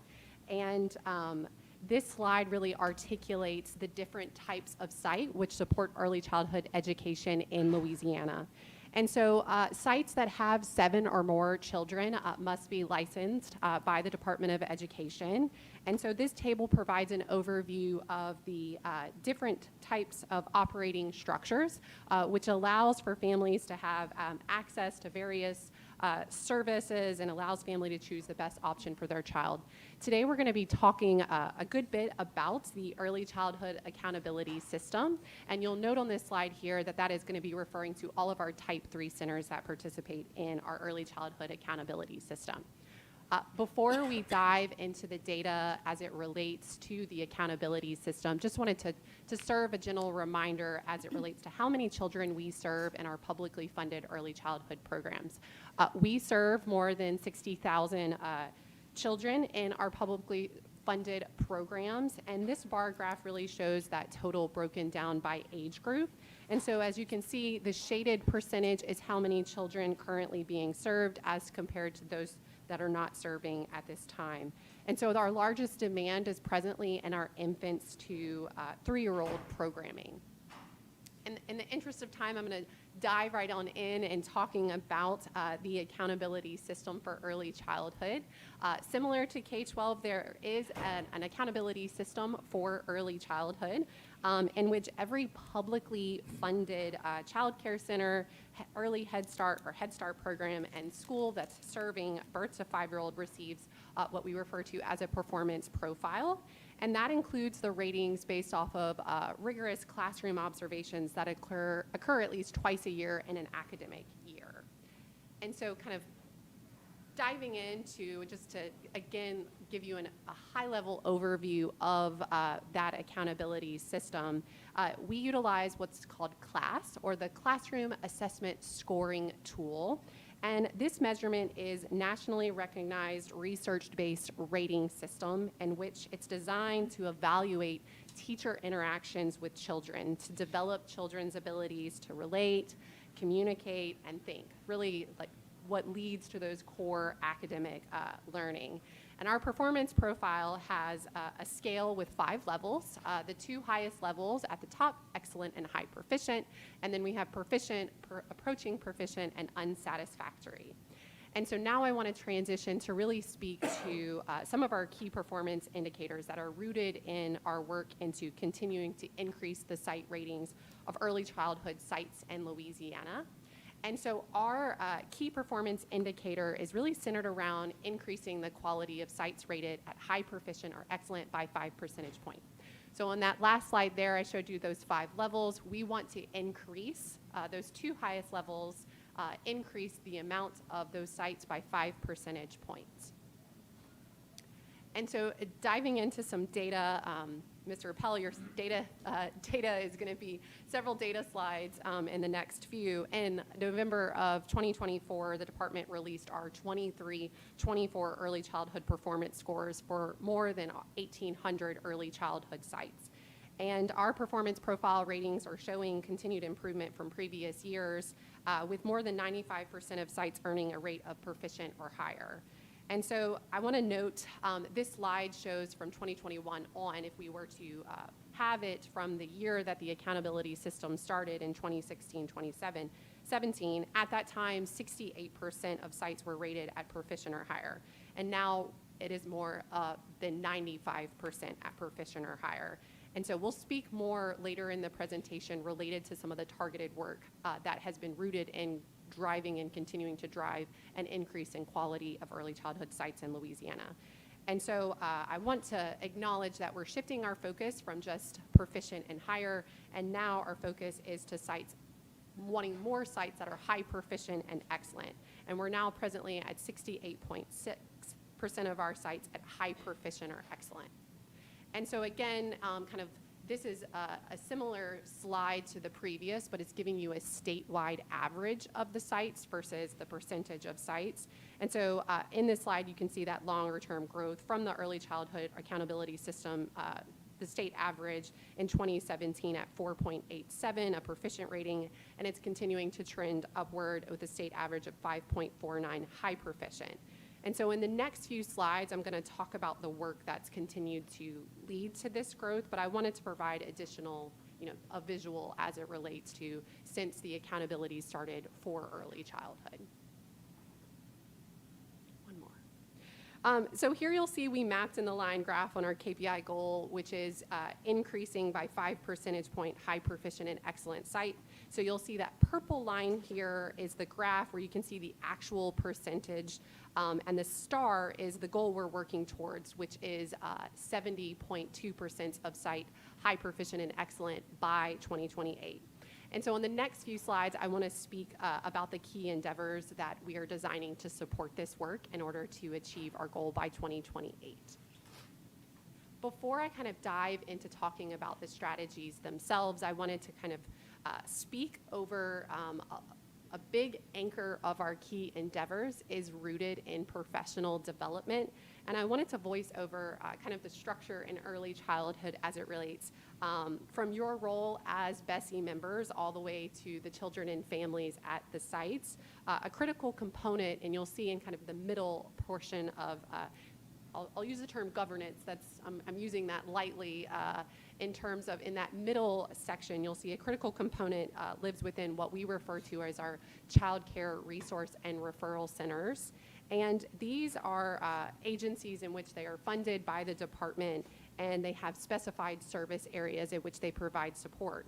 And so we coordinate with these child care resource and referral agencies through strategic plans, goals, and objectives that they must meet. And one of the critical pieces of this is they provide professional development, training, and coaching to child care sites that are participating in the accountability system, and further leading to driving quality improvement across the state. And so as mentioned on that last slide, child care resource and referral agencies really serve a critical role in professional development to our child care sites. And a critical component of this is using the data from the accountability system in order for us to identify our highest need sites that are low performing. And so we presently have training and coaching in the following parishes with low performing sites.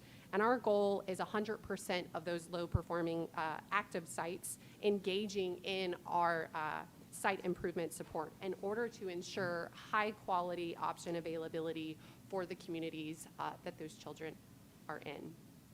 And so with that, I'm going to talk about one of our future key endeavors, which is specific to increasing language development scores. And so in addition to ensuring site improvement to overall low-performing sites, we want to strategically target the language development scores within the class observation. And so as mentioned on the earlier side, our class observation tool is what we use to observe teacher-to-child ratios, or interactions. And so this tool is an element that's related towards early language support or language modeling. And we're wanting to specifically target that aspect of the tool to support the overall, of course, increase of the quality of site, but really targeting at ensuring that we're laying a strong foundation for literacy skills necessary for children to become future successful readers and writers. And so embedded within our key performance indicator of increasing the overall high proficient and excellent site, we're zooming in, and we're also going to be focusing in on increasing our language development scores within that observation rubric. And so I want to show you the data. I want to say that I acknowledge the size of the font. They're both showing you the same amount of information. On the left side, you'll see out of the 7-point for the toddler and infant language development over time, you'll see when you look at that, it's relatively flat. But if you zoom in on the right-hand side, in particular, those observation categories of facilitation of learning development, language modeling, and early language support, you'll see that we're seeing continued increase over time, but we want to see continued growth, as this is the lowest scoring observation domain at this time. And with that, we also wanted to share with you the information. Again, on the left and the right, it's the same data, but it's zoomed in on the right. This will show you that on that 7 points, that statewide average of 4.49 for language modeling. And so that's giving you more of a state of the state as it relates to the data. We're wanting to continue to increase and see growth within those scores. But before we talk about some of the strategies at which we would like to see that continued growth, we wanted to spotlight one exemplar, which is already engaging in some of the strategies that we'll be taking on from a statewide perspective. And so I wanted to speak over some of the work underway in Rapides Parish. Rapides Parish has implemented strategies focusing on increasing early childhood language and emergent literacy, and they've really implemented a layered approach to this work. They're using metrics of pre and post observation assessments of children. They're really targeting professional development and coaching for all of their early childhood teachers. They're using targeted early language and literacy curriculum aligned to the science of reading, and they're monitoring the progress, looking at the data in order to ensure an increase over time. And so all of this targeted work we're seeing is leading to increased class dimensions over time. And so as you'll see here on the slide, the data for Rapides Parish is showing their infant scores are increasing from proficient to excellent. Their toddler scores are increasing from approaching proficient to high proficient, and those pre-K scores increasing from approaching proficient to high proficient. And this chart really kind of just gives you more of a visual of what I shared over in the previous slide, showing that that approach is positively impacting their class scores, those observations of classrooms, and they're aligning with that continued growth in language development over multiple years. And so I'm going through sharing with you kind of some exemplars. I don't want to speed through without recognizing that, this is exciting stuff underway at our early childhood sites, and we're excited to talk about some of our future work. And so we've seen success at our targeted site improvement supports and in parishes like Rapides. And so we want to continue to mirror this practice at a statewide scale, in particular with our language development dimension level scores that fall in a lower range. And so we plan to do this by targeting training and coaching for teachers and the director level within what we were referring to earlier in those various child care resource and referral center service areas, really targeting our birth to 3-year-olds. And so ensuring we are going to target our lower performing language development sites, but we also want to ensure that training availability for all of our early childhood teachers.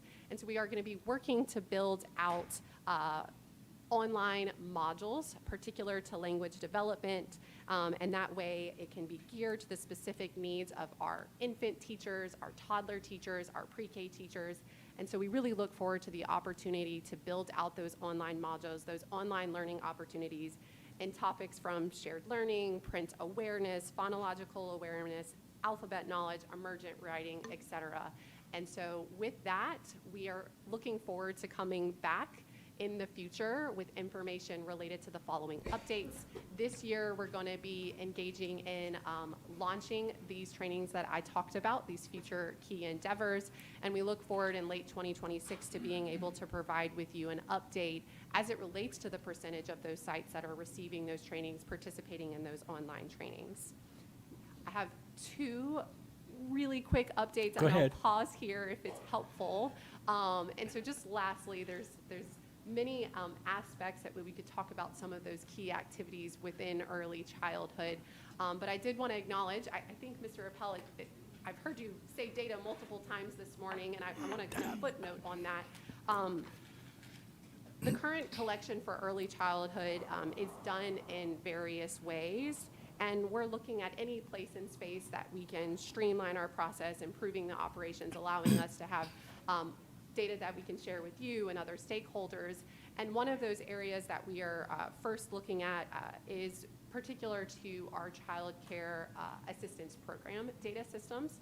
We are in the process of transitioning off of the previously Department of Child and Family Services systems to new systems related to CCAP attendance, CCAP fraud and monitoring, the CCAP application, CCAP payment. And so we're really looking forward to launching those new systems this year, and the benefits that we think will directly impact families with more accessible application, easier to filter data, and much more. And so last one, we're going to continue to also build out our online modules and learning suites that will be available to our early childhood teachers. In particular, we're looking at our guidance as it relates to the referral process for children who have been identified as having a potential developmental delay. So we're looking at the guidance that we'll be sharing in that, as well as an accompanying online module. We're also looking at building out online modules for our deficiencies that we see as most frequently occurring at our sites. And so with that, we are laser focused on increasing the quality of early childhood education in Louisiana. And so we really look forward to this work underway, leading to kindergarten readiness in school and beyond. Thank you.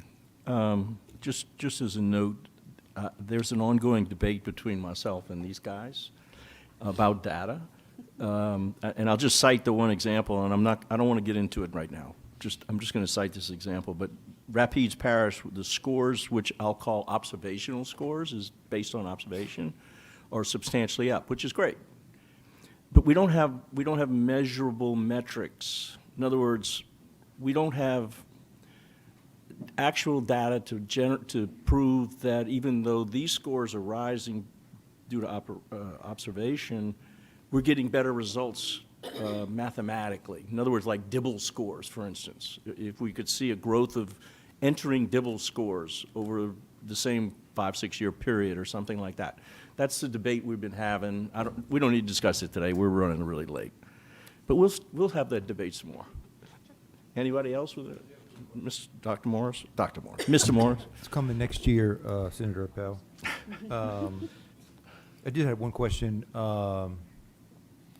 We heard the testimony from Superintendent Milton, and if I remember the number right, his benchmark at kindergarten was 46%, and they built that up to 80%. What is the fundamental gap there as those kids enter kindergarten? What is it they're missing that 54% of the kids aren't at benchmark? Can I start, and then I'll turn over? So, Mr. Morris, this is a conversation that we have recently engaged in around language development. So, historically, you're looking at observational data in early care centers. It's about the engagement between the teacher and the child. Really, it's about engagement. And appropriate engagements, engagements that lead to brain development, et cetera, all good. But where we have a level of concern, I know I have a level of concern, and I know members of our team do, even with that, we're not seeing language development where we think it ought to be when these students enter into kindergarten, even having gone through these centers. Now, they may have other benefits from those centers, and naturally they do, but we're concerned that we still may have opportunities to grow in the space of language development specifically. And that, I mean, even if you look at our reading report data, you'll see alarming rates on kindergarten readiness compared to where we're able to move them. So we're thinking about how we can use this performance profile moving forward. We're thinking about how we can look at the curriculum and resources in these centers to put an additional emphasis on language development specifically moving forward. So that would be my first response to your question, because I think it's something that we need to look at policy shifts in order to make that happen. And I see Sadie with the Policy Institute's here, so we'll be engaging with you as well. But we just think that it's really important to think about what levers we have with early child care and education to make sure that language development and acquisition in a developmentally appropriate way is what it needs to be before entry into kindergarten for students who are participating in one of the publicly funded seats. What he said. That's what I'm. Anybody else? Controversial? This is a quick concern. As we move forward and we know that the numeracy and literacy, they're helping our elementary school students. So what happens to the 9th and 10th grader who we know did not receive this educational support, et cetera, and development, and now we're looking at the new accountability, and what are we providing for them in support if we're gonna make sure everybody has an equitable education? And we know that these kids are reading on the 3rd grade level. How do we, and there is no high dosage tutoring, we don't have these supports in literacy and numeracy, like we have tier 1 curriculums, but they're also meeting kids basically at the 9th and 10th grade level with some supplemental materials. So what are we doing for these high school students who we want to push into the careers and college fields with the new accountability, but where are the supports, the academic supports to make sure that they are successful? I think we'd have to bring Dr. Chasson back to the table for that. Well, we can go to lunch and come back later and talk Okay. about that, but let's just put that on the table because it's sitting there. It's stagnant. I know we're trying to break, but I think that's true. I mean, we have, I mean, it's very obvious that the majority of our efforts the last few years around literacy have been early childhood, have been foundational areas. And that is, I mean, that is what is growing. We are growing in those numbers, but I do think, and I do think there's a place for additional conversations around adolescent literacy and what that should look like from this board and from our agency. So I don't disagree. And if a high school wants to adopt it, is it a possibility for my kids who I know are struggling? Because we're saying that they're coming in ninth grade because they didn't have the support. They're coming in ninth grade and maybe 65% of them are reading below level. They may have been 504 to SBLC through the 9 Ts.